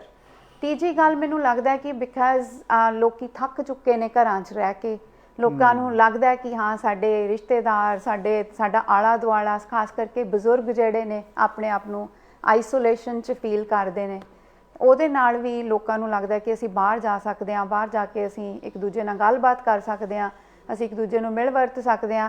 ਪਰ ਇੱਕੋ ਹੀ ਚੀਜ਼ ਆ, ਤੁਸੀਂ ਜਿਹਨੂੰ ਮਰਜ਼ੀ ਮਿਲੋ, ਤੁਸੀਂ ਜੋ ਮਰਜ਼ੀ ਕਰੋ, ਈਵਨ ਵੈਡਿੰਗਸ ਵੀ ਤੁਸੀਂ ਜੇ ਕਰਦੇ ਹੋ ਪ੍ਰੀਕਾਸ਼ਨ 'ਚ ਰਹਿ ਕੇ ਕਰੋ। ਜੇ ਤੁਹਾਡੇ ਘਰ ਵੀ ਕੋਈ ਆਉਂਦਾ ਉਹ ਪ੍ਰੀਕਾਸ਼ਨ 'ਚ ਰਹਿ ਕੇ ਕਰੋ। ਅਸੀਂ ਪਰਸਨਲੀ ਇੱਕ ਵੈਡਿੰਗ ਕੀਤੀ ਸੀ, ਅਸੀਂ ਮਾਸਕ ਵੀ ਰੱਖੇ ਸੀ, ਸੈਨੀਟਾਈਜ਼ਰਸ ਟੇਬਲ ਤੇ ਵੀ ਰੱਖੇ ਸੀ, ਘਰ ਆਉਂਦਿਆਂ ਲਈ ਵੀ ਸੈਨੀਟਾਈਜ਼ਰ ਰੱਖੇ ਸੀ, ਡਿਸਟੈਂਸ ਵੀ ਮੇਨਟੇਨ ਕੀਤਾ ਸੀ। ਐਂਡ ਜਿਵੇਂ ਰਣਦੀਪ ਹੁਣਾਂ ਨੇ ਕਿਹਾ ਕਿ ਗੁਰੂ ਘਰਾਂ ਨੇ ਬਹੁਤ ਵਧੀਆ ਰੋਲ ਪਲੇ ਕੀਤਾ ਸੀ। ਉਹਨਾਂ ਦੀ ਜਿਹੜੀ ਸੈਟਿੰਗ ਸੀ, ਜਦੋਂ ਅਸੀਂ ਉੱਥੇ ਪਹੁੰਚੇ ਆ ਤਾਂ ਇੱਕ ਟੇਬਲ ਦੇ ਉੱਤੇ ਉਹਨਾਂ ਨੇ 2-2 ਚੇਅਰਸ ਰੱਖੀਆਂ ਸੀ, ਉਹ ਵੀ 6 ਫੀਟ ਦੇ ਡਿਸਟੈਂਸ ਦੇ ਨਾਲ ਰੱਖੀਆਂ ਹੋਈਆਂ ਸੀ। So I was very proud of actually looking at that. ਉਹਨਾਂ ਨੇ ਮਾਰਕਰਸ ਉੱਪਰ ਵੀ ਲਾਏ ਹੋਏ ਸੀ, ਸਾਰੇ ਜਣੇ ਆਪਣੇ ਆਪਣੇ ਡਿਸਟੈਂਸ 'ਤੇ ਬੈਠੇ ਸੀ। ਸੋ ਜੇ ਅਸੀਂ ਪ੍ਰੀਕਾਸ਼ਨ ਸਾਰੀਆਂ ਜਿਵੇਂ ਉਹਨਾਂ ਨੇ ਗੁਰੂ ਘਰਾਂ ਨੇ ਵਰਤੀਆਂ ਨੇ, ਅਸੀਂ ਆਪਣੇ ਘਰਾਂ ਦੇ ਵਿੱਚ ਵੀ ਵਰਤਦੇ ਹਾਂ, ਆਲੇ ਦੁਆਲੇ 'ਚ ਵੀ ਵਰਤਦੇ ਹਾਂ। ਬਿਕਾਜ਼ ਹੁਣ ਜਿਨ੍ਹਾਂ ਨੇ ਟ੍ਰਾਂਜ਼ਿਟ ਲੈਣੀ ਉਹਨਾਂ ਨੂੰ ਟ੍ਰਾਂਜ਼ਿਟ ਵੀ ਲੈਣੀ ਪੈਣੀ ਆ, ਜਿਹੜੇ ਕੰਮ ਤੁਸੀਂ ਕਰਨੇ ਨੇ ਉਹ ਕਰਨੇ ਹੀ ਨੇ। ਪਰ ਜੇ ਤੁਸੀਂ ਪ੍ਰੀਕਾਸ਼ਨ ਰੱਖ ਕੇ ਕਰੋ, ਲੋਕੀ ਕੰਮਾਂ 'ਤੇ ਵੀ ਜਾਂਦੇ ਨੇ, ਤੁਸੀਂ ਆਪਣੇ ਹੈਂਡਸ ਵਾਸ਼ ਕਰਦੇ ਹੋ, ਬਾਹਰੋਂ ਆ ਕੇ ਤੁਸੀਂ ਕਿਸੇ ਨਾਲ ਸਿੱਧਾ ਸੰਪਰਕ ਨਹੀਂ ਕਰਦੇ, ਤੇ ਮੈਨੂੰ ਲੱਗਦਾ ਇਹਦੇ ਤੋਂ ਬਚਿਆ ਜਾ ਸਕਦਾ। ਅਮਰੀਕ ਸਿੰਘ ਜੀ, ਤੁਸੀਂ ਫਾਰਮਾਸਿਸਟ ਹੋ, ਤੁਹਾਡੀ ਕੀ ਆਬਜ਼ਰਵੇਸ਼ਨ ਆ ਜਾਂ ਕੀ ਲੱਗਦਾ ਵੀ ਹੁਣ ਫਲੂ ਸ਼ਾਟਸ ਲੋਕ ਜ਼ਿਆਦਾ ਲਵਾ ਰਹੇ ਆ, ਨਹੀਂ ਲਵਾ ਰਹੇ, ਜਾਂ ਲੋਕ ਕੀ ਸੋਚਦੇ, ਤੁਸੀਂ ਕੀ ਆਬਜ਼ਰਵ ਕਰਦੇ ਹੋ ਜੀ? ਨਹੀਂ ਜੀ, ਇਸ ਸਾਲ ਤਾਂ ਐਵੇਂ ਆ ਕਿ ਫਲੂ ਸ਼ਾਟ ਜਿਵੇਂ ਪਿਛਲੇ ਸਾਲਾਂ ਦੇ ਵਿੱਚ ਅਸੀਂ ਦੇਖਿਆ, ਉਹਦੇ ਨਾਲੋਂ ਜਿਹੜੇ ਪਾਪੂਲੇਸ਼ਨ ਦੀ ਗਿਣਤੀ ਆ ਜਿਨ੍ਹਾਂ ਨੇ ਲਵਾਏ ਨੇ ਇਸ ਸਾਲ ਆਲਰੇਡੀ, ਉਹ ਕਈ ਗੁਣਾ ਜ਼ਿਆਦਾ ਆ। ਅੱਛਾ ਜੀ। ਬਿਕੋਜ਼ ਲੋਕਾਂ ਦੇ ਮਨਾਂ ਦੇ ਵਿੱਚ ਇਹ ਡਰ ਆ ਕਿ ਸਾਨੂੰ ਜੇ, ਕਈਆਂ ਨੂੰ ਤਾਂ ਇਹ ਡਰ ਆ ਕਿ ਸਾਨੂੰ ਜੇ ਈਵਨ ਫਲੂ ਹੋ ਗਿਆ ਤੇ ਉਹਨਾਂ ਨੂੰ 14 ਦਿਨ ਕੁਆਰੰਟਾਈਨ ਕਰਨਾ ਪੈਣਾ, ਰਾਈਟ? ਬਿਕੋਜ਼ ਸਿੰਪਟਮਸ ਜਿਹੜੇ ਨੇ ਸ਼ੁਰੂ ਦੇ ਵਿੱਚ ਓਵਰਲੈਪ ਕਰਦੇ ਨੇ ਫਲੂ ਦੇ, ਕੋਵਿਡ-19 ਦੇ। ਸੋ ਪਲੱਸ ਇਸ ਵਾਰੀ ਸਰਕਾਰ ਨੇ ਵੀ ਮੈਸੇਜ ਕਾਫੀ ਵਧੀਆ ਦਿੱਤਾ ਹੈ ਕਿ ਤੁਸੀਂ ਸਾਰੇ ਜਣੇ ਫਲੂ ਸ਼ਾਟ ਲਗਾਓ। ਸੋ ਉਹ ਕੈਂਪੇਨ ਦੇ ਕਰਕੇ ਬਹੁਤ ਜ਼ਿਆਦਾ ਪੋਪੂਲੇਸ਼ਨ ਜਿਹੜੀ ਹੈ ਇਸ ਵਾਰੀ ਵੈਕਸੀਨੇਸ਼ਨਸ ਲੈ ਰਹੀ ਹੈ, ਅਤੇ ਲੈਣੀਆਂ ਵੀ ਚਾਹੀਦੀਆਂ ਨੇ, ਰਾਈਟ? ਬਿਕੋਜ਼ ਜਿਹੜੀ ਇਹਦੇ ਵਿੱਚ ਸਪੈਸ਼ਲੀ ਜਿਹੜੀ ਹਾਈ ਰਿਸਕ ਪਾਪੂਲੇਸ਼ਨ ਆ, ਜਿਹੜੇ 65 ਤੋਂ ਉੱਤੇ ਨੇ, ਜਾਂ ਜਿਨ੍ਹਾਂ ਨੂੰ ਕੋਈ ਕੰਪਲੀਕੇਸ਼ਨ ਆ ਜਿੱਦਾਂ ਡਾਇਬਟੀਜ਼ ਜਾਂ ਵਗੈਰਾ, ਉਹਨਾਂ ਦੇ ਵਿੱਚ ਕੋਵਿਡ ਦੇ ਕਰਕੇ ਨਮੋਨੀਆ ਦੇ ਚਾਂਸਸ ਬਹੁਤ ਜ਼ਿਆਦਾ ਨੇ। ਸੋ ਉਹਦੀ ਵੈਕਸੀਨੇਸ਼ਨ ਆਉਂਦੀ ਹੈ, ਰਾਈਟ? ਉਹ ਵੈਕਸੀਨੇਸ਼ਨ ਤੁਹਾਨੂੰ ਲੈ ਲੈਣੀ ਚਾਹੀਦੀ ਹੈ। ਸੋ ਐਟਲੀਸਟ ਇੱਕ ਕੰਪਲੀਕੇਸ਼ਨ ਤੋਂ ਤੁਸੀਂ ਬਚ ਸਕਦੇ ਹੋ। ਸੋ ਫਾਰ ਦੀ ਟ੍ਰੈਂਡ ਇਹੀ ਹੈ ਕਿ ਬਹੁਤ ਜ਼ਿਆਦਾ ਲੋਕ ਆ ਰਹੇ ਨੇ ਫਲੂ ਸ਼ਾਟਸ ਦੇ ਲਈ, ਬਟ ਅਗੇਨ ਗਵਰਨਮੈਂਟ ਦੇ ਵੱਲੋਂ ਜਿਹੜੀ ਸਪਲਾਈ ਆ ਉਹ ਵੀ ਸੋ ਫਾਰ ਲਿਮਟਿਡ ਸੀ। ਅਜੇ ਡਿਸਟਰੀਬਿਊਸ਼ਨ ਦੇ ਵਿੱਚ ਬਹੁਤ ਜ਼ਿਆਦੀਆਂ ਆਬਸਟੈਕਲਸ ਨੇ। So they are trying their best, but again ਜਿਹੜੀ ਡਿਮਾਂਡ ਇੰਨੀ ਜ਼ਿਆਦਾ ਹੋਣ ਕਰਕੇ ਸਪਲਾਈ ਸੋ ਫਾਰ ਅਜੇ ਉਨੀ ਜ਼ਿਆਦਾ ਨਹੀਂ ਹੋਈ। ਇਹਦੇ ਤੋਂ ਕਿਹੜੀ ਚੀਜ਼ ਤੋਂ ਬਚਾਅ ਹੋ ਜਾਂਦਾ ਵੀ ਜੇ ਜਿਹੜੀ ਵੈਕਸੀਨ ਨਾਲ ਲਵਾ ਲਓ, ਜਾਂ ਇਹਦਾ ਕਈ ਲੋਕ ਡਰਦੇ ਆ ਵੀ ਇਹਦੇ ਨਾਲ ਬੰਦਾ ਬਿਮਾਰ ਹੋ ਜਾਂਦਾ, ਬਾਂਹ ਦਰਦ ਕਰਦੀ ਰਹਿੰਦੀ ਕੁਛ ਦਿਨ, ਇਹ ਕੀ ਹੁੰਦਾ ਜੀ? ਸੋ ਜੀ ਓਬਵੀਅਸਲੀ ਜਿਸ ਸਾਈਡ 'ਤੇ ਤੁਸੀਂ ਇੰਜੈਕਟ ਕਰਦੇ ਹੋ ਉੱਥੇ ਕੁਛ ਦਰਦ ਤਾਂ ਹੋ ਸਕਦਾ, ਰਾਈਟ? ਉੱਥੇ ਦਰਦ ਹੋਵੇਗਾ, ਬਿਕੋਜ਼ ਤੁਸੀਂ ਜਿਵੇਂ you can put a needle in, ਤੁਹਾਡੇ ਦਰਦ ਹੋਊਗਾ ਥੋੜ੍ਹੇ ਦਿਨ, 1 ਦਿਨ ਹੋ ਸਕਦਾ, 2 ਦਿਨ ਹੋ ਸਕਦਾ। ਬਟ ਕਈਆਂ ਦੇ ਜਿੱਦਾਂ ਹੁਣ ਕਾਮਨ ਕੋਲਡ ਆ, ਉਹ ਇੱਕ ਡਿਫਰੈਂਟ ਵਾਇਰਸ ਕਰਕੇ ਹੁੰਦਾ, ਉਹਦੇ ਸਿੰਪਟਮ ਜਿਹੜੇ ਸਾਰੇ ਸੇਮ ਨੇ। ਤੁਹਾਨੂੰ ਸਟ੍ਰੈਪ ਥਰੋਟ ਹੋ ਗਿਆ, ਉਹਦੇ ਸਿੰਪਟਮ ਜਿਹੜੇ ਨੇ ਉਹ ਵੀ ਥੋੜ੍ਹੇ ਓਵਰਲੈਪ ਕਰਦੇ ਨੇ। ਸੋ ਜਿਹੜਾ ਫਲੂ ਆ, ਲਾਈਕ ਸਾਡੇ ਮੇ ਬੀ ਇਹ ਪਰਸੈਪਸ਼ਨ ਹੈ ਜੀ, ਜੇ ਕਿਸੇ ਨੂੰ ਉਹਦੇ ਵਾਟਰੀ ਨੋਜ਼ ਆ ਜਾਂ ਵਾਟਰੀ ਆਈਜ਼ ਆ ਜਾਂ ਕਿਸੇ ਦਾ ਗਲਾ ਦੁਖਦਾ ਆ ਤਾਂ ਉਹਨੂੰ ਫਲੂ ਹੀ ਮੰਨ ਲੈਂਦੇ ਆ, ਬਿਲਕੁਲ ਉਹਨੂੰ ਫਲੂ ਹੀ ਹੋਇਆ। ਬਟ ਉਹ ਫਲੂ ਜਿਹੜਾ ਅਸਲ ਦੇ ਵਿੱਚ ਉਹ ਕਿਸੇ ਹੋਰ ਵਾਇਰਸ ਕਰਕੇ ਕਾਮਨ ਕੋਲਡ ਵੀ ਹੋ ਸਕਦਾ, ਉਹ ਕਿਸੇ ਬੈਕਟੀਰੀਆ ਕਰਕੇ ਸਟ੍ਰੈਪ ਥਰੋਟ ਵੀ ਹੋ ਸਕਦਾ। ਸੋ ਉਹ ਜਿਹੜੇ ਲੱਛਣ ਨੇ ਉਹ ਓਵਰਲੈਪ ਕਰਦੇ ਨੇ। ਸੋ ਜਿਹੜਾ ਫਲੂ ਆ ਉਹ ਤੁਹਾਨੂੰ ਸਿਰਫ ਫਲੂ ਦੇ ਵਾਇਰਸ ਤੋਂ, ਜਿਹੜੇ ਫਲੂ ਦੇ ਇੰਜੈਕਸ਼ਨ ਨੇ ਫਲੂ ਦੇ ਵਾਇਰਸ ਤੋਂ ਹੀ ਬਚਾਉਣਗੇ, ਰਾਈਟ? ਸੋ ਫਲੂ ਦੇ ਕਈ ਤਰ੍ਹਾਂ ਦੇ ਇਨਫਲੂਐਂਜ਼ਾ A ਤੇ B, ਕਈ ਤਰ੍ਹਾਂ ਵਾਇਰਸ ਨੇ ਜਿਹੜਾ ਫਲੂ ਕਰਦੇ ਨੇ। ਸੋ ਸਿਰਫ ਉਹਦੇ ਤੋਂ ਹੀ ਬਚਾ ਸਕਦੇ ਆ, but then again you have one less thing to worry about ਕਿ ਤੁਸੀਂ ਜੇ ਫਲੂ ਸ਼ਾਟ ਲੈ ਲਿਆ ਤੇ ਐਟਲੀਸਟ ਤੁਸੀਂ ਉਸ ਚੀਜ਼ ਤੋਂ ਤਾਂ ਇਮਿਊਨ ਹੋ ਸਕਦੇ ਆ, ਤੁਹਾਡੇ ਸਰੀਰ ਦੇ ਵਿੱਚ ਉਹਦੇ ਲਈ ਇਮਿਊਨਿਟੀ ਬਣ ਸਕਦੀ ਆ। ਬਟ ਅਗੇਨ ਫੀਵਰ, ਜੇ ਕਿਸੇ ਨੂੰ ਫੀਵਰ ਹੋ ਜਾਂਦਾ ਜਾਂ ਕਿਸੇ ਨੂੰ ਲੱਗਦਾ ਕਿ ਉਹਨੂੰ ਫਲੂ ਦੇ ਲੱਛਣ ਮੁੜ ਕੇ ਆਉਣੇ ਸ਼ੁਰੂ ਹੋ ਗਏ ਇੰਜੈਕਸ਼ਨ ਲੈਣ ਤੋਂ ਬਾਅਦ, ਸੋ ਹੋ ਸਕਦਾ ਕਿ ਉਹਨਾਂ ਨੇ ਥੋੜ੍ਹੇ ਦਿਨ ਪਹਿਲਾਂ ਉਹਨਾਂ ਨੂੰ ਕੋਈ ਹੋਰ ਉਹਨਾਂ ਨੇ ਵਾਇਰਸ ਕੰਟਰੈਕਟ ਕਰ ਲਿਆ ਹੋਵੇ ਜਿੱਦਾਂ ਕਾਮਨ ਕੋਲਡ ਦਾ, ਤੇ ਉਹਨਾਂ ਨੂੰ ਜਦੋਂ ਉਹਨਾਂ ਨੇ ਫਲੂ ਸ਼ਾਟ ਲਿਆ ਉਹਨਾਂ ਨੂੰ ਉਸ ਵੇਲੇ ਉਹਦੇ ਜਿਹੜੇ ਸਿੰਪਟਮਸ ਨਹੀਂ ਸੀਗੇ, ਬਟ ਉਸ ਤੋਂ ਫਲੂ ਸ਼ਾਟ ਲੈਣ ਤੋਂ ਬਾਅਦ ਉਹਨਾਂ ਨੂੰ ਸਿੰਪਟਮ ਸ਼ੁਰੂ ਹੋ ਗਏ। ਸੋ ਕਈਆਂ ਦੇ ਮਨਾਂ ਦੇ ਵਿੱਚ ਇਹ ਪਰਸੈਪਸ਼ਨ ਹੈਗੀ ਹੈ ਜੀ ਕਿ ਸਾਨੂੰ ਫਲੂ ਸ਼ਾਟ ਲੈਣ ਤੋਂ ਬਾਅਦ ਜੀ ਸਾਨੂੰ ਫਲੂ ਹੋ ਜਾਂਦਾ, ਵਿਚ ਇਜ਼ ਨਾਟ ਅ ਐਕੂਰੇਟ ਅਜ਼ੰਪਸ਼ਨ। ਇੱਦਾਂ ਨਹੀਂ ਹੁੰਦਾ ਮੋਸਟ ਕੇਸਿਸ 'ਚ। ਤੁਹਾਨੂੰ ਹੋ ਸਕਦਾ ਸਾਈਟ 'ਤੇ ਜਿੱਥੇ ਇੰਜੈਕਟ ਕਰਦੇ ਉੱਥੇ ਦਰਦ ਹੋਵੇ, ਬਟ ਉਹ ਇੱਕ ਅੱਧੇ ਦਿਨ ਦੇ ਵਿੱਚ ਠੀਕ ਹੋ ਜਾਂਦੀ ਹੈ। ਤੇ ਕਈਆਂ ਨੂੰ ਲੱਗਦਾ ਬੁਖਾਰ ਪੱਕਾ ਹੀ ਹੁੰਦਾ ਜੇ ਫਲੂ ਸ਼ਾਟ ਲਵਾ ਲਓ, ਵੀ ਉਹ ਕਹਿੰਦੇ ਫਲੂ ਤਾਂ ਹੋਣਾ ਹੀ ਆ, ਬੁਖਾਰ ਹੋਣਾ ਹੀ ਆ, ਫਿਰ ਲਵਾ ਕੇ ਜ਼ਰੂਰ ਕਰਨਾ, ਜੇ ਵੈਸੇ ਹੀ ਹੋ ਜਾਊਗਾ ਦੇਖਾਂਗੇ, ਹੋ ਸਕਦਾ ਬਚ ਵੀ ਜਾਈਏ। ਮੈਨੂੰ ਲਵਾਏ ਨੂੰ ਜੀ ਫਲੂ ਸ਼ਾਟ ਆਲਮੋਸਟ 3 ਵੀਕ ਹੋ ਗਏ, ਮੈਨੂੰ ਤਾਂ ਹੋਇਆ ਨਹੀਂ, right. So again it's every different genotype ਆ। ਜੇ ਕਿਸੇ ਨੂੰ ਹੋ ਵੀ ਜਾਂਦਾ ਉਹ ਲਗਾਏ ਤੋਂ ਬਾਅਦ, ਉਹ ਇਹ ਹੋ ਸਕਦਾ ਜੀ ਕਿਸੇ ਦੀ ਇਮਿਊਨਿਟੀ ਜਿਹੜੀ ਆ ਉਹ ਕੰਮ ਕਰ ਰਹੀ ਆ, ਜਦੋਂ ਆਪਾਂ ਇੰਜੈਕਟ ਕਰਦੇ ਆ ਉਹ ਐਡਜੂਵੈਂਟ, ਸੋ ਜਿਹੜੇ ਦੀ ਇਮਿਊਨਿਟੀ ਆ ਉਹਦੇ ਅਗੇਂਸਟ ਕੰਮ ਕਰ ਰਹੀ ਆ ਕਿ ਐਂਟੀਬਾਡੀਜ਼ ਬਣ ਰਹੀਆਂ ਨੇ। ਸੋ ਦੇयर ਇਜ਼ ਅ ਪੋਸੀਬਿਲਿਟੀ ਕਿ ਹੋ ਜਾਵੇ, ਬਟ ਅਗੇਨ ਇਹਦਾ ਇਹ ਨਹੀਂ ਗਾ ਕਿ ਜਿਹੜਾ ਇਨਫਲੂਐਂਜ਼ਾ ਉਹ ਡੈਡਲੀ ਆ ਜੀ। ਜਿਹਨੂੰ ਫਲੂ ਹੋ ਜਾਂਦਾ ਆ, ਜਿਹੜਾ ਹਾਈ ਰਿਸਕ ਪਾਪੂਲੇਸ਼ਨ ਨੂੰ ਕਈ ਮੌਤਾਂ ਹੁੰਦੀਆਂ ਉਹਦੇ ਨਾਲ ਹਰੇਕ ਸਾਲ ਦਾ, ਤੁਸੀਂ ਜੇ ਡਾਟਾ ਕੱਢ ਕੇ ਦੇਖੋਗੇ। ਸੋ ਮੇਰੇ ਹਿਸਾਬ ਨਾਲ ਤਾਂ ਜੀ ਫਲੂ ਸ਼ਾਟ ਲੈਣਾ it's recommended, specially in this season, so that ਕਿ ਤੁਸੀਂ ਇੱਕ ਕੰਪਲੀਕੇਸ਼ਨ ਤੋਂ ਤਾਂ ਬਚ ਸਕੋ। ਪਲੱਸ ਨਮੋਨੀਆ ਸ਼ਾਟ ਜਿਹਨਾਂ ਨੂੰ ਕੋਈ ਕੰਪਲੀਕੇਸ਼ਨਸ ਹੋਰ ਨੇ, ਡਾਇਬਟੀਜ਼ ਆ ਜਾਂ ਕੋਈ ਹੋਰ ਕ੍ਰੋਨਿਕ ਇਲਨੈਸ ਆ, ਉਹਨਾਂ ਨੂੰ ਜਿਹੜਾ ਨਮੋਨੀਆ ਦੇ ਸ਼ਾਟ ਵੀ ਲੈ ਲੈਣਾ ਚਾਹੀਦਾ। ਬਿਕੋਜ਼ ਕੋਵਿਡ ਦੇ ਕਰਕੇ ਜਿਹੜਾ ਉਹ ਲੰਗਸ ਦੇ ਉੱਤੇ ਇਫੈਕਟ ਹੁੰਦਾ, ਅਤੇ ਲੰਗਸ ਦੇ ਇਫੈਕਟ ਦੇ ਕਰਕੇ ਫਿਰ pneumonia is one of the complication ਜਿਹਦੇ ਕਰਕੇ ਕਈ ਡੈਥਸ ਹੋਈਆਂ ਨੇ। ਸਰਜਿੰਦਰ ਤੂੜਾ ਜੀ, ਲੋਕਾਂ ਨੂੰ ਤੁਸੀਂ ਜਿੱਦਾਂ ਪਹਿਲਾਂ ਗੱਲ ਕੀਤੀ ਪਤਾ ਹੈਗਾ, ਕੀ ਸਰਕਾਰ ਨੂੰ ਹੁਣ ਸਖਤੀ ਕਰਨੀ ਚਾਹੀਦੀ ਹੈ? ਕਈ ਲੋਕ ਕਹਿੰਦੇ ਇੱਕਦਮ ਬੰਦ ਕਰ ਦਿਓ ਸਾਰਾ ਕੁਝ, ਵੀ ਇਹ ਤੋਂ ਪਹਿਲਾਂ ਕਿ ਸਾਰੀ ਬਰਬਾਦੀ ਹੋਣ ਤੋਂ ਬਾਅਦ ਬੰਦ ਕੀਤਾ ਜਾਵੇ, ਹੁਣ ਹੀ ਕਰ ਦਿਓ। ਜਾਂ ਜੇ ਲੋਕਾਂ ਨੂੰ ਪਤਾ ਹੈਗਾ ਤਾਂ ਆਪਾਂ ਸਾਰੇ ਲੋਕਾਂ 'ਚ ਆਪਾਂ ਵੀ ਹਾਂ, ਅਣਗਹਿਲੀ ਫੇਰ ਵੀ ਵਰਤ ਹੋ ਜਾਂਦੀ ਹੈ। ਜਦੋਂ ਸਰਕਾਰ ਨੇ ਸਖਤੀ ਕਰਤੀ ਫਿਰ ਸਾਰਾ ਕੁਝ ਟਿਕਟਕਾ ਹੋ ਜਾਊਗਾ, ਕੀ ਲੱਗਦਾ? ਇਹ ਜਦੋਂ ਹੁਣ ਜਿੱਦਾਂ ਸਰੀ ਦਾ ਹੁਣ 2-3 ਦਿਨ ਤੋਂ ਜ਼ਿਆਦਾ ਰੌਲਾ ਪੈ ਰਿਹਾ, ਹਾਂਜੀ ਹੈ ਵੀ ਕੇਸ ਜ਼ਿਆਦਾ, ਹਾਂਜੀ ਕੇਸ ਵੀ ਜ਼ਿਆਦਾ ਆ। ਉਹਦੇ ਵਿੱਚ ਇੱਕ ਗੱਲ ਮੈਂ ਕਰਨੀ ਚਾਹੁੰਦਾ ਵੀ ਜਿੱਦਾਂ ਉਹ ਹੁਣ ਇੱਕੋ ਹੀ ਗੱਲ ਨੂੰ ਲੈ ਕੇ ਉਹ ਰਗੜਿਆ ਫੇਰਿਆ ਜਾ ਰਿਹਾ ਵੀ ਉਹ 4-4 ਜੀ ਘਰਾਂ ਦੀਆਂ ਫੈਂਸਾਂ ਚੱਕ ਕੇ ਤਾਂ ਉੱਥੇ ਆਪਾਂ ਆਹ ਕੁਛ ਕੀਤਾ, ਕਿਸੇ ਇੱਕ ਨੇ ਕੀਤਾ ਹੋਊਗਾ। ਉਹਦੇ ਨਾਲ ਇਹ ਤਾਂ ਨਹੀਂ ਵੀ ਸਾਰੇ ਪੰਜਾਬੀ, ਨਹੀਂ ਪੰਜਾਬੀ ਤਾਂ ਉਹਨਾਂ ਨੇ ਕਿਹਾ ਹੀ ਨਹੀਂ ਜੀ। ਨਹੀਂ ਪੰਜਾਬੀ ਤਾਂ ਨਹੀਂ ਕਿਹਾ, ਪਰ ਆਪਾਂ ਤਾਂ ਹੁਣ ਜਿਹੜਾ 2-3 ਦਿਨ ਤੋਂ ਰੌਲਾ ਆਪਣੇ ਰੇਡੀਓ ਸਟੇਸ਼ਨਾਂ ਤੇ ਪੈ ਰਿਹਾ, ਉਹ ਤਾਂ ਸਿਰਫ ਪੰਜਾਬੀਆਂ ਨੂੰ ਮੁੱਖ ਰੱਖ ਕੇ ਪੈ ਰਿਹਾ ਨਾ, ਕਿਉਂਕਿ ਉਹਨਾਂ ਨੂੰ ਸੁਣਦਾ ਹੀ ਪੰਜਾਬੀ ਆ, ਮੈਨੂੰ ਲੱਗਦਾ ਉਹੀ ਗੱਲ। ਪਰ ਉਹਦੇ ਨਾਲ ਇਹ ਭਈ ਕੀ ਪਤਾ ਉਹ ਕਿਹੜੀ ਕਮਿਊਨਿਟੀ ਵਾਲੇ ਹੋਣਗੇ, ਕਿ ਹੋ ਸਕਦਾ ਕਿਤੇ 4 ਰਿਸ਼ਤੇਦਾਰਾਂ ਦੇ ਘਰ ਲਾਗੇ ਹੋਣਗੇ, ਉਹ ਨਹੀਂ ਕਰ ਲਿਆ। ਉੱਦਾਂ ਤਾਂ ਕੋਈ ਆਪਾਂ ਨੂੰ ਨਾਲ ਦਾ ਨੇਬਰ ਹੱਥ ਵੀ ਨਹੀਂ ਲਾਉਣ ਦਿੰਦਾ ਫੈਂਸ ਨੂੰ। ਉਹ ਠੀਕ ਹੈ ਵੀ ਉਹ ਚਲੋ ਇੱਕ ਦੀ ਗਲਤੀ ਆ, ਉਹਨੂੰ ਇੰਨਾ ਵੀ ਨਹੀਂ ਭੰਡਣਾ ਚਾਹੀਦਾ। ਪਰ ਦੂਜਾ ਪੱਖ ਇਹ ਵੀ ਆ ਕਿ ਹੁਣ ਜਿਹੜੇ ਵਿਆਹ ਆ, ਵਿਆਹਾਂ ਨੂੰ ਤਕਰੀਬਨ ਜੇ ਰੋਕ ਸਕਦੇ ਤਾਂ ਉਹ ਭੈਣ ਜੀ ਦੇ ਕਹਿਣ ਵਾਂਗ ਉਹ ਰੋਕ ਲੈਣਾ ਚਾਹੀਦਾ, ਅੱਗੇ ਪਾਲਣਾ ਚਾਹੀਦਾ। ਜਿਹੜਾ ਫਿਊਨਲ ਆ, ਉਹ ਫਿਊਨਲ ਨੂੰ ਤਾਂ ਤੁਸੀਂ ਰੋਕ ਨਹੀਂ ਸਕਦੇ, ਉਹ ਤਾਂ 5 ਨਹੀਂ 7 ਦਿਨ ਇੱਧਰ ਉੱਧਰ ਕਰਕੇ ਉਹ ਤਾਂ ਕਰਨਾ ਪੈਣਾ। ਉਹਦੇ ਵਿੱਚ ਜਿਹੜਾ ਇਕੱਠ ਆ, ਉਸ ਇਕੱਠ ਨੂੰ ਜਦੋਂ ਆਪਣੇ ਜਿੰਨੇ ਵੀ ਨੇੜੇ ਦੇ ਲੋਕੀ ਹੁੰਦੇ ਆ, ਉਹ ਜਦੋਂ ਰੋਂਦੇ ਆ ਜਾਂ ਇੱਕ ਦੂਏ ਦੇ ਜੱਫੀਆਂ, ਆਪਾਂ ਨੂੰ ਆਦਤ ਆ ਆਪਾਂ ਲੋਕਾਂ ਨੂੰ, ਤੇ ਆਪਾਂ ਆਉਣ ਲੱਗਿਆਂ ਨੇ ਵੀ ਜ਼ਰੂਰ ਦਿਖਾਲੀ ਦੇਣੀ ਆ ਤੇ ਉਹ ਜੱਫੀ ਪਾਉਣੀ ਆ ਅਗਲੇ ਨੂੰ, ਹਰੇਕ ਨੂੰ, ਅਗਲੇ ਦੇ ਘਰ ਦੇ ਨੂੰ, ਜਿਹੜਾ ਵੀ ਨੇੜੇ ਦਾ ਆ। ਉਹੋ ਜਿਹੀਆਂ ਗੱਲਾਂ ਤੋਂ ਪਰਹੇਜ਼ ਕਰਨਾ ਚਾਹੀਦਾ ਆ, ਜਿਹੜੀਆਂ ਬਿਲਕੁਲ ਵੀ ਉਹ ਦੂਰੋਂ ਵੀ ਤੁਹਾਡਾ ਸਰਦਾ ਆ। ਜਿਹੜੇ 2-4 ਘਰ ਦੇ ਹੋਣਗੇ ਉਹਨਾਂ ਨੂੰ ਤਾਂ ਪਤਾ ਵੀ ਉਹਨਾਂ ਦਾ ਬੱਸ ਨਹੀਂ ਹੁੰਦਾ ਉਸ ਵੇਲੇ, ਸਖਤੀ ਕਰ ਲੈਣੀ ਚਾਹੀਦੀ ਸਖਤੀ। ਹਾਂ, ਇਸ ਹਿਸਾਬ ਨਾਲ ਹੁਣ ਜੇ ਲੱਗਦਾ ਆ ਵੀ ਜੇ ਨਹੀਂ ਹੁਣ ਗੇਮ ਇਹ ਹੱਥ 'ਚ ਆਉਂਦੀ ਤਾਂ ਹੁਣ ਸਖਤੀ ਹੋਣੀ ਆ, ਔਰ ਹੋ ਵੀ ਰਹੀ ਆ। ਜਿੱਥੇ ਤੱਕ ਮੈਂ ਸੁਣਿਆ ਵੀ ਉਹਦੇ ਹਿਸਾਬ ਨਾਲ ਵੀ ਹੁਣ ਪੁਲਿਸ ਵੀ ਜਦੋਂ ਕੋਈ ਕੰਪਲੇਂਟ ਕਰਦਾ ਤੇ ਉਹ ਜਾ ਕੇ ਉਹਨਾਂ ਨੂੰ ਟਿਕਟਾਂ ਵਗੈਰਾ ਦਊਗੀ। ਬੈਂਸ ਸਾਹਿਬ ਕੀ ਲੱਗਦਾ ਜੀ, ਸਰਕਾਰ ਕੀ ਕਦਮ ਚੁੱਕੂਗੀ, ਜਾਂ ਪਹਿਲਾਂ ਜਿਹੜੇ ਕਦਮ ਚੁੱਕੇ ਸੀ ਸਖਤੀ ਤੋਂ ਬਾਅਦ ਇਹ ਕਾਬੂ 'ਚ ਆਇਆ ਸੀ, ਅਵੇਅਰਨੈਸ ਦੇਣੀ ਚਾਹੀਦੀ ਲੋਕਾਂ ਨੂੰ, ਕਿਹੜੀ ਸਟ੍ਰੈਟਜੀ ਹੋਊਗੀ ਜੀ? ਦੇਖੋ, ਆਈ ਥਿੰਕ ਜਿਹੜੀ ਅਵੇਅਰਨੈਸ ਆ ਨਾ, ਐਜੂਕੇਸ਼ਨ ਆ, ਸਭ ਤੋਂ ਬੈਸਟ ਪ੍ਰੀਵੈਂਸ਼ਨ ਇਹ ਹੈਗੀ ਆ। ਤੁਸੀਂ ਦੂਜੇ ਪਾਸੇ ਇੱਕ ਜੇ ਦੇਖਿਆ ਜਾਵੇ to put things in perspective, ਕਿ ਜੀ ਸਾਡੀ ਜੇ ਦੇਖਿਆ ਜਾਵੇ ਸਾਡੀ ਆਪਣੀ ਸਾਊਥ ਏਸ਼ੀਅਨ ਕਮਿਊਨਿਟੀ ਹੈਗੀ ਆ, ਉਹ ਡਿਸਪ੍ਰੋਪੋਰਸ਼ਨਲੀ ਅਸੈਂਸ਼ੀਅਲ ਵਰਕਰ ਦੇ ਲੈਵਲ ਨਾਲ ਜ਼ਿਆਦਾ ਗਿਣਤੀ ਆ ਸਾਡੀ। ਜੀ ਉੱਥੋਂ ਵੀ ਕੇਸ ਆ ਰਹੇ ਆ, ਕਿਉਂਕਿ ਉਹ ਗਰੋਸਰੀ ਸਟੋਰਾਂ 'ਚ ਕੰਮ ਕਰਦੇ ਆ, ਉਹ ਹੈਲਥ ਕੇਅਰ 'ਚ ਕੰਮ ਕਰਦੇ ਆ। ਸੋ ਹੋਰ ਵੀ ਇਹੋ ਜਿਹੇ ਬਹੁਤ ਕੰਮ ਹੈ ਜਿੱਥੇ ਐਸੈਂਸ਼ੀਅਲ ਵਰਕਰਸ ਹੈਗੇ ਆ, ਉਹ ਕੰਮ 'ਤੇ ਜਾਂਦੇ ਆ। ਜੀ ਉਹਨਾਂ ਨੂੰ ਉੱਥੇ ਜਾਣਾ ਪੈਂਦਾ, ਕਿਉਂਕਿ ਉਹ ਜ਼ਰੂਰੀ ਹੈਗਾ ਉਹ ਕੰਮ ਚਲਾਉਣੇ। ਸੋ ਇਸ ਕਰਕੇ ਉਹ ਕਾਫੀ ਹੈਗੇ ਆ, ਉਹ ਇਸ ਨੂੰ ਸਬਜੈਕਟਡ ਹੋ ਜਾਂਦੇ ਆ ਟਰਾਂਸਮਿਸ਼ਨ ਦੇ। ਕੋਈ ਬੰਦਾ ਆ ਕੇ ਅਣਗਹਿਲੀ ਕਰ ਗਿਆ ਤਾਂ ਉਹਨਾਂ ਨੂੰ ਉੱਥੇ ਟਰਾਂਸਮਿਟ ਕਰਕੇ ਜਾ ਸਕਦਾ। ਦੂਜੇ ਪਾਸੇ ਇਕੱਲੀ ਆਪਣੀ ਕਮਿਊਨਿਟੀ ਨਹੀਂ, ਬਾਕੀ ਕਮਿਊਨਿਟੀ ਸਾਰੀਆਂ ਦੇ ਵਿੱਚ ਗੱਲ ਆਉਂਦੀ ਹੈ ਕਿ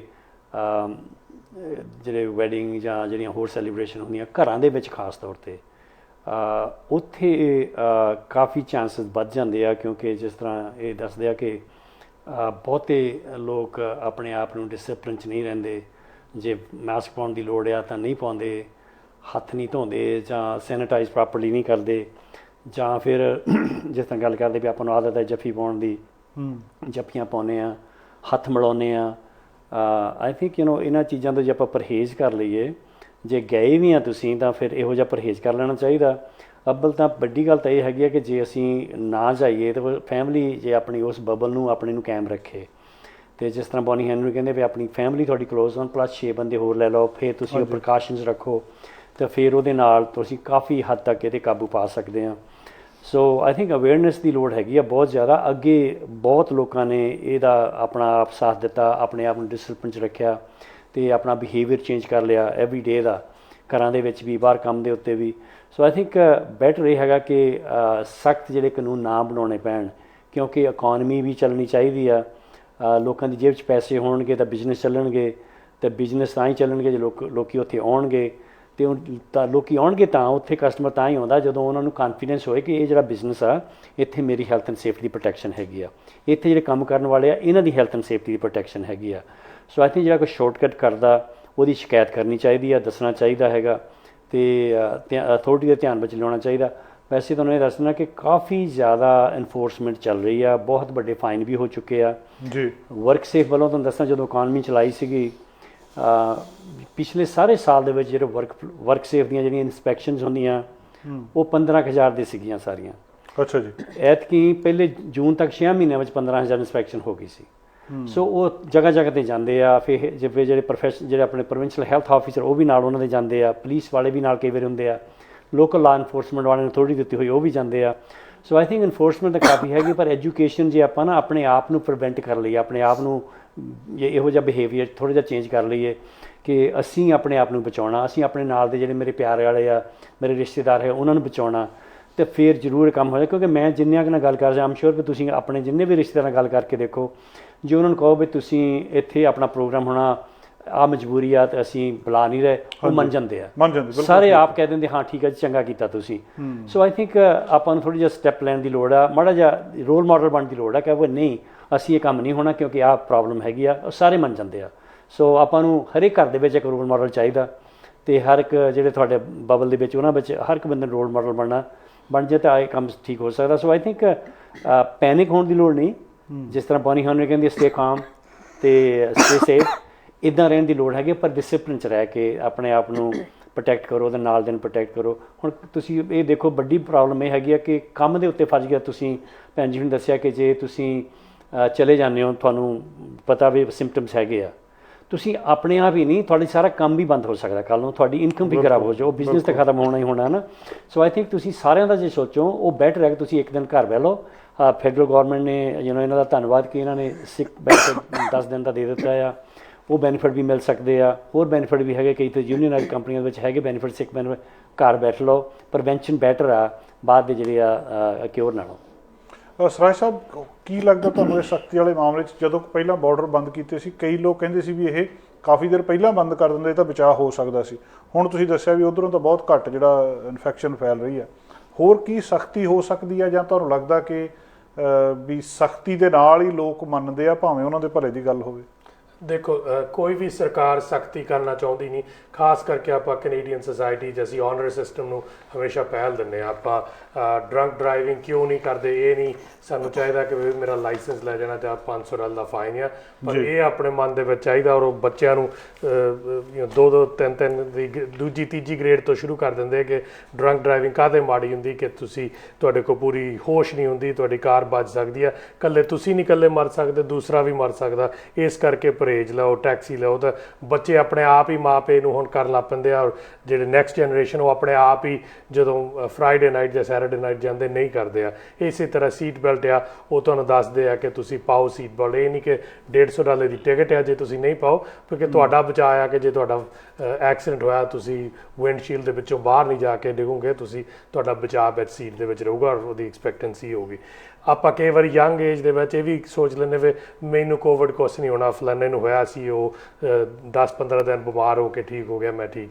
ਪਰ ਆਪਾਂ ਇਹ ਭੁੱਲ ਜਾਂਦੇ, ਖਾਸ ਕਰਕੇ ਸਾਊਥ ਏਸ਼ੀਅਨ ਪਰਿਵਾਰਾਂ ਦੇ ਵਿੱਚ, ਆਪਾਂ ਪੰਜਾਬੀ ਪਰਿਵਾਰਾਂ ਆਪਣੇ ਜੁਆਇੰਟ ਫੈਮਲੀਜ਼ ਆ, ਬਜ਼ੁਰਗ ਆਪਣੇ ਘਰ 'ਚ ਆ, ਅਸੀਂ ਯੰਗਰ ਤਾਂ ਇਹਨੂੰ ਵਿਦਸਟੈਂਡ ਈਜ਼ੀ ਕਰ ਸਕਦੇ। ਜਿਵੇਂ ਆਪਣੇ ਅਮਰੀਕ ਸਿੰਘ ਨੇ ਹੁਣੀ ਕਿਹਾ, ਫਾਰਮਾਸਿਸਟ ਉਹਨਾਂ ਨੇ, ਕਿ ਜਿਹੜਿਆਂ ਦੇ ਇਮਿਊਨ ਸਿਸਟਮ ਵੀਕ ਆ, ਜਿਹੜੇ ਸਿਆਣੇ ਆ, ਜਿਹੜੇ ਬਜ਼ੁਰਗ ਆ ਤੁਹਾਡੇ ਘਰ, ਤੁਹਾਨੂੰ ਜੇ ਲੱਗ ਗਿਆ ਤੁਸੀਂ ਉਹਨਾਂ ਨੂੰ, ਉਹ 70, 75, 80 ਸਾਲ ਦੇ ਹੈਗੇ ਆ, ਉਹਨਾਂ ਦੇ ਇਮਿਊਨ ਸਿਸਟਮ ਕੋ ਨਹੀਂ ਵਿਦਸਟੈਂਡ ਕਰਨਾ। ਉਹਨਾਂ ਨੂੰ ਵੈਂਟੀਲੇਟਰ ਦੇ ਵੀ ਜੇ ਕਿਤੇ ਪਾਇਆ ਜਾਵੇ, ਉਹ ਵੀ ਬਹੁਤ ਉਹਨਾਂ ਨੂੰ ਰਿਕਵਰੀ ਉਸ ਤੋਂ ਬਾਅਦ ਉਹਨਾਂ ਦਾ ਪੋਸਟ ਜਿਹੜਾ ਡੈਮੇਜ ਹੋ ਜਾਂਦਾ ਲੰਗਸ 'ਤੇ। ਸੋ ਕਈ ਵਾਰੀ ਅਸੀਂ ਆਪ 18, 20, 40 ਸਾਲ ਦੀ ਉਮਰ ਵੀ ਬੰਦੇ ਸੋਚਦੇ ਵੀ ਅਸੀਂ ਠੀਕ ਆ, ਪਰ ਤੁਸੀਂ ਇਹ ਨਹੀਂ ਦੇਖਦੇ ਕਿ ਉਹ ਰਿਸਕ ਜਿਹੜਾ ਜਦੋਂ ਤੁਸੀਂ ਘਰ ਵਾਪਸ ਹੋਣਾ, ਆਪਣੀ ਮਾਤਾ ਨੂੰ ਤੁਸੀਂ ਦੇ ਸਕਦੇ, ਆਪਣੇ ਪਿਤਾ ਜੀ ਨੂੰ ਦੇ ਸਕਦੇ, ਤੁਹਾਡੇ ਬਜ਼ੁਰਗਾਂ ਨੂੰ ਦੇ ਸਕਦੇ। ਸੋ ਜੇ ਤੁਸੀਂ ਆਪਣੇ ਲਈ ਨਹੀਂ ਕਰਨਾ, ਐਟਲੀਸਟ ਉਹ ਬਜ਼ੁਰਗਾਂ ਵਾਸਤੇ, ਤੁਹਾਡੇ ਐਕਸਟੈਂਡਡ ਫੈਮਿਲੀ ਵਾਸਤੇ ਖਿਆਲ ਰੱਖਣਾ ਚਾਹੀਦਾ। ਔਰ ਜਿਵੇਂ ਸਾਰਿਆਂ ਨੇ ਤਕਰੀਬਨ ਕਿਹਾ ਕਿ ਜੇ ਅਸੀਂ ਪਰਹੇਜ਼ ਰੱਖ ਕੇ ਕਰੀਏ, ਮਾਸਕ ਪਾ ਕੇ ਕਰੀਏ, ਹੱਥ ਵਾਸ਼ ਕਰਕੇ, ਅਸੀਂ ਵਿਆਹ ਵੀ ਕਰ ਸਕਦੇ ਹਾਂ, ਅਸੀਂ ਫਿਊਨਰਲ ਵੀ ਅਟੈਂਡ ਕਰ ਸਕਦੇ, ਅਸੀਂ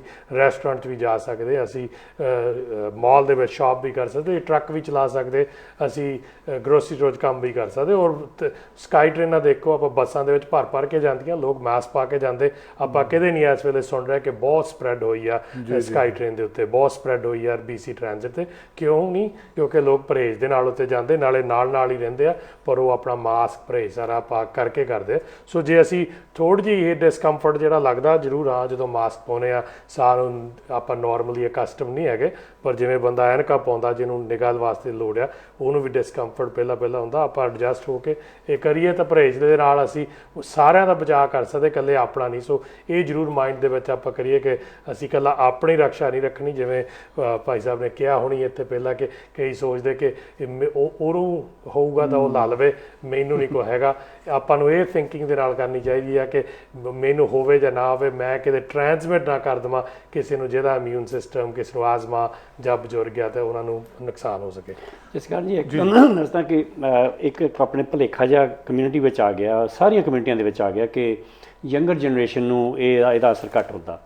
ਇਹ ਠੀਕ ਆ, ਮੈਡੀਕਲੀ ਇਹ ਗੱਲਾਂ ਬਹੁਤ ਹੋਈਆਂ, ਪਰ ਅੱਜ ਜਿੰਨੇ ਕੇਸ ਆ ਰਹੇ ਉਹ ਯੰਗਰ ਜਨਰੇਸ਼ਨ 'ਚ ਬਹੁਤ ਆ ਰਹੇ। ਸੋ ਆਈ ਥਿੰਕ ਉਹ ਫਿਰ ਗਾਹਾਂ ਜਾ ਕੇ ਜਿਸ ਤਰ੍ਹਾਂ ਰਣਦੀਪ ਨੇ ਕਿਹਾ, ਉਹ ਫਿਰ ਘਰਾਂ 'ਚ ਜਾਂਦੇ ਆ ਅਤੇ ਫਿਰ ਆਪਣੇ ਜਿਹੜੇ ਉਹਨਾਂ ਦੇ ਸਿਆਣੇ ਰਿਲੇਟਿਵ ਹੈਗੇ ਉਹਨਾਂ ਨੂੰ ਦੇ ਦਿੰਦੇ ਆ। ਜੇ ਉਹ ਆਪ ਠੀਕ ਹੋ ਜਾਂਦੇ ਤਾਂ ਉਹ ਜਿਹੜੇ ਦੂਸਰੇ ਆ ਉਹਨਾਂ ਨੂੰ ਠੀਕ ਹੋਣਾ ਹੋਰ ਜ਼ਿਆਦਾ ਔਖਾ ਹੋ ਜਾਂਦਾ। ਸੋ ਇਸ ਵੇਲੇ ਅਣਗਹਿਲੀ ਜ਼ਿਆਦਾ ਲੱਗ ਰਹੀ ਆ ਕਿ ਯੰਗਰ ਜਨਰੇਸ਼ਨ ਕਰ ਰਹੀ ਆ। ਸੋ ਆਈ ਥਿੰਕ ਉਹਨਾਂ ਨੂੰ ਇਸੇ ਕਰਕੇ ਉਹ ਜ਼ਿਆਦਾ ਇਹਦੇ ਨਾਲ ਇਨਫੈਕਟਡ ਹੋ ਰਹੇ ਆ। ਸੋ ਆਈ ਥਿੰਕ ਯੰਗਰ ਜਨਰੇਸ਼ਨ ਨੂੰ ਬਹੁਤ ਜ਼ਿਆਦਾ ਸਾਡੀ ਰਿਕੁਐਸਟ ਹੈਗੀ ਆ ਕਿ ਤੁਸੀਂ ਆਪ ਡਿਸਿਪਲਿਨ 'ਚ ਰਹੋ, ਆਪਣੇ ਨੂੰ ਪ੍ਰੋਟੈਕਟ ਕਰੋ, ਅਤੇ ਆਪਣੇ ਫਿਰ ਤੁਸੀਂ ਆਪਣੇ ਮਾਂ ਪਿਓ ਅਤੇ ਆਪਣੇ ਬਾਬਾ ਦਾਦੀ ਦੇ ਨਾਨਾ ਨਾਨੀ ਉਹਨਾਂ ਨੂੰ ਸਾਰਿਆਂ ਨੂੰ ਪ੍ਰੋਟੈਕਟ ਕਰ ਸਕਦੇ ਹੋ। ਸੋ ਜੇ ਪਾਰਟੀਆਂ 'ਤੇ ਜਾਣਾ ਤੁਸੀਂ ਅਤੇ ਪਹਿਲਾਂ ਤਾਂ ਜਾਓ ਨਾ, ਜੇ ਜਾਣਾ ਤਾਂ ਫਿਰ ਆਪਣੇ ਆਪ ਨੂੰ ਬਿਲਕੁਲ ਸਾਵਧਾਨੀ ਦੇ ਨਾਲ ਪ੍ਰੋਟੈਕਟ ਹੋ ਕੇ ਜਾਓ, ਕਿਉਂਕਿ ਤੁਸੀਂ ਕਿਸੇ ਨਾ ਕਿਸੇ ਦੀ ਜਾਨ ਖਤਰੇ 'ਚ ਪਾਓਗੇ, ਉਹ ਵੀ ਤੁਹਾਡੇ ਜਿਹੜੇ ਪਿਆਰ ਕਰਨ ਵਾਲਿਆਂ ਦੀ। ਬਿਲਕੁਲ। ਇੱਕ ਹੋਰ ਗੱਲ ਬਲਜਿੰਦਰ ਜੀ ਤੁਹਾਡੇ ਨਾਲ ਹੀ ਕਰਨਾ ਚਾਹੁੰਦਾ, ਸਾਰਿਆਂ ਨਾਲ ਹੀ। ਵੈਸੇ ਤਾਂ ਕਈ ਵਾਰੀ ਨਾ ਜਿਹੜਾ ਬੰਦਾ ਖਿਆਲ ਰੱਖਦਾ ਵੀ ਉਹ ਮਾਸਕ ਪਾਉਂਦਾ ਜਾਂ ਉਹ ਕਹਿੰਦਾ ਮੈਂ ਹੱਥ ਨਹੀਂ ਮਿਲਾਉਣਾ, ਮੈਂ ਜੱਫੀ ਨਹੀਂ ਪਾਉਣੀ, ਉਹਨੂੰ ਵੈਸੇ ਹੀ ਮਜ਼ਾਕ ਉਡਾਉਂਦੇ, ਹਾਂ ਕਰੋਨਾ ਇਹਨੂੰ ਕਿੱਥੋਂ ਹੋ ਜਾਣਾ, ਇਹ ਤਾਂ ਐਵੇਂ ਹੀ ਖਿਆਲ ਰੱਖੀ ਜਾਂਦਾ, ਹੋਰ ਹੀ ਡਰੀ ਜਾਂਦਾ। ਇਹ ਤਾਂ ਜਿਹੜਾ ਬੰਦਾ ਜਾਂ ਕੋਈ ਧੱਕੇ ਨਾਲ ਹੀ ਜ਼ਬਰਦਸਤੀ ਤੁਹਾਡੇ ਨਾਲ ਆ ਕੇ ਹੱਥ ਮਿਲਾਉਣ ਦੀ ਕੋਸ਼ਿਸ਼ ਕਰਦਾ, ਤੁਸੀਂ ਮਿਲਾਉਣਾ ਨਹੀਂ ਚਾਹੁੰਦੇ ਉਹਦੇ ਨਾਲ, ਜਾਂ ਜੱਫੀ ਪਾਉਣ ਦੀ ਕੋਸ਼ਿਸ਼ ਕਰਦਾ, ਔਰ ਜਿਹੜਾ ਬਾਰ-ਬਾਰ ਸੈਨੀਟਾਈਜ਼ ਕਰਦਾ, ਥੋੜ੍ਹਾ ਜਿਹਾ ਦੂਰ ਹੋ ਕੇ ਖੜਾ ਹੁੰਦਾ, ਘਰਾਂ ਦੇ ਵਿੱਚ ਬਹੁਤ ਪ੍ਰੋਬਲਮ ਆ। ਜਿਹੜੇ ਬੱਚੇ ਆ ਉਹ ਬਹੁਤ ਸਟ੍ਰਿਕਟ ਹੋਏ ਆ ਇਸ ਮਾਮਲੇ ਦੇ ਵਿੱਚ। ਉਹ ਬਜ਼ੁਰਗਾਂ ਨੂੰ ਕਹਿੰਦੇ ਨਹੀਂ ਜਾਣਾ ਬਾਹਰ ਤੁਸੀਂ ਬਿਨਾਂ ਲੋੜ ਤੋਂ ਸਟੋਰ ਦੇ ਵਿੱਚ, ਉਹ ਕਹਿੰਦੇ ਜੀ ਇਹ ਤਾਂ ਜ਼ਿਆਦਾ ਹੀ ਮਤਲਬ ਉਹ ਸਾਵਧਾਨੀ ਵਰਤ ਰਹੇ ਆ, ਪਰ ਕੁਝ ਲੋਕ ਉਹਨਾਂ ਦਾ ਹੀ ਮਜ਼ਾਕ ਉਡਾ ਰਹੇ ਆ। ਉਸ ਚੀਜ਼ ਨੂੰ ਕਿੱਦਾਂ ਹੈਂਡਲ ਕੀਤਾ ਜਾਵੇ ਜੀ? ਆਈ ਥਿੰਕ ਜੇ ਕੋਈ ਤੁਹਾਡਾ ਮਜ਼ਾਕ ਉਡਾਉਣ ਦੀ ਕੋਸ਼ਿਸ਼ ਕਰਦਾ, ਉਹਦੀ ਪਰਵਾਹ ਨਹੀਂ ਕਰਨੀ ਚਾਹੀਦੀ, ਕਿਉਂਕਿ ਇਹ ਤੁਹਾਡੀ ਪਰਸਨਲ ਹੈਲਥ ਹੈ। ਹੈਲਥ ਐਂਡ ਸੇਫਟੀ ਤੁਹਾਡੀ ਵੀ ਹੈ ਅਤੇ ਤੁਹਾਡੇ ਆਲੇ ਦੁਆਲੇ ਵਾਲਿਆਂ ਦੀ ਵੀ ਹੈ। ਐਂਡ ਉਹਨਾਂ ਨੂੰ ਤਾਂ ਜਿਹੜੇ ਤੁਹਾਡਾ ਮਜ਼ਾਕ ਉਡਾ ਰਹੇ, ਉਹਨਾਂ ਨੂੰ ਡੈਫੀਨੇਟਲੀ ਆਪਣਾ ਮਾਈਂਡਸੈਟ ਚੇਂਜ ਕਰਨ ਦੀ ਲੋੜ ਹੈ। ਪਰ ਜਿੱਥੇ ਤੱਕ ਯੰਗਰ ਜਨਰੇਸ਼ਨ ਦਾ ਸਵਾਲ ਆਉਂਦਾ, ਮੇਰੇ ਵੀ ਯੰਗ ਬੱਚੇ ਨੇ, ਮੈਂ ਦੇਖਦੀ ਹਾਂ ਕਿ ਉਹਨਾਂ ਨੇ ਆਪਣੇ ਕੋਲ ਤਾਂ ਹੈਂਡ ਸੈਨੀਟਾਈਜ਼ਰਸ ਰੱਖੇ ਹੁੰਦੇ ਨੇ, ਸਾਡੀਆਂ ਪਾਕਟਸ ਵਿੱਚ ਵੀ ਪਾਏ ਹੁੰਦੇ ਨੇ। ਬਿਲਕੁਲ। ਜਦੋਂ ਵੀ ਮੈਂ ਘਰੋਂ ਬਾਹਰ ਆਉਂਦੀ ਹਾਂ, ਹੁਣ ਵੀ ਮੈਂ ਘਰੋਂ ਬਾਹਰ ਆਈ ਹਾਂ, ਮਾਈ ਡਾਟਰ ਮੇਕ ਇਟ ਸ਼ੋਰ ਕਿ ਮੇਰੇ ਕੋਲ ਹੈਂਡ ਸੈਨੀਟਾਈਜ਼ਰ ਮੇਰੀ ਪਾਕਟ ਦੇ ਵਿੱਚ ਪਾਇਆ ਹੋਇਆ ਸੀ, ਮੇਰੀ ਕਾਰ ਵਿੱਚ ਹੈਂਡ ਸੈਨੀਟਾਈਜ਼ਰ ਹੈਗਾ, ਡਿਫਰੈਂਟ ਮਾਸਕਸ। ਹੁਣ ਤਾਂ ਫੈਸ਼ਨ ਬਣ ਗਿਆ, ਇਹਨੂੰ ਤਾਂ ਆਪਾਂ ਫੈਸ਼ਨ ਵਜੋਂ ਵੀ ਅਪਣਾ ਸਕਦੇ ਹਾਂ। ਤੁਸੀਂ ਮੈਚਿੰਗ ਮਾਸਕ ਪਾ ਸਕਦੇ ਹੋ, ਤੁਸੀਂ ਆਪਣੇ ਲਈ ਮਾਸਕ ਆਰਡਰ ਵੀ ਕਰ ਸਕਦੇ ਹੋ। ਜੇ ਤੁਸੀਂ ਇਹਨੂੰ ਫਨ ਦੀ ਤਰ੍ਹਾਂ ਵੀ ਤੁਸੀਂ ਯੂਜ਼ ਕਰਨਾ ਚਾਹੁੰਦੇ ਹੋ ਤੇ ਨਾਲ ਆਪਣੀ ਪਰਸਨਲ ਸੇਫਟੀ ਵੀ ਕਰਨਾ ਚਾਹੁੰਦੇ ਹੋ, ਹੁਣ ਹਰ ਸਟੋਰ ਮਾਸਕ ਵੇਚ ਰਿਹਾ, ਹਰ ਥਾਂ ਦੇ ਉੱਤੇ। ਜਿਵੇਂ ਅੱਗੇ ਜੁਰਾਬਾਂ ਵੇਚੀਆਂ ਜਾਂਦੀਆਂ ਸੀ, ਹੋਰ ਚੀਜ਼ਾਂ ਵੇਚੀਆਂ ਜਾਂਦੀਆਂ ਸੀ, ਹੁਣ ਨਾਲ ਨਾਲ ਉਵੇਂ ਮਾਸਕਸ ਦੀ ਵੀ ਮਾਰਕੀਟ ਵੱਧ ਰਹੀ ਹੈ। So I think younger generation careful ਹੈਗੀ ਹੈ, ਸਾਡੇ ਨਾਲੋਂ ਵੀ ਜ਼ਿਆਦਾ ਕੇਅਰਫੁਲ ਆ।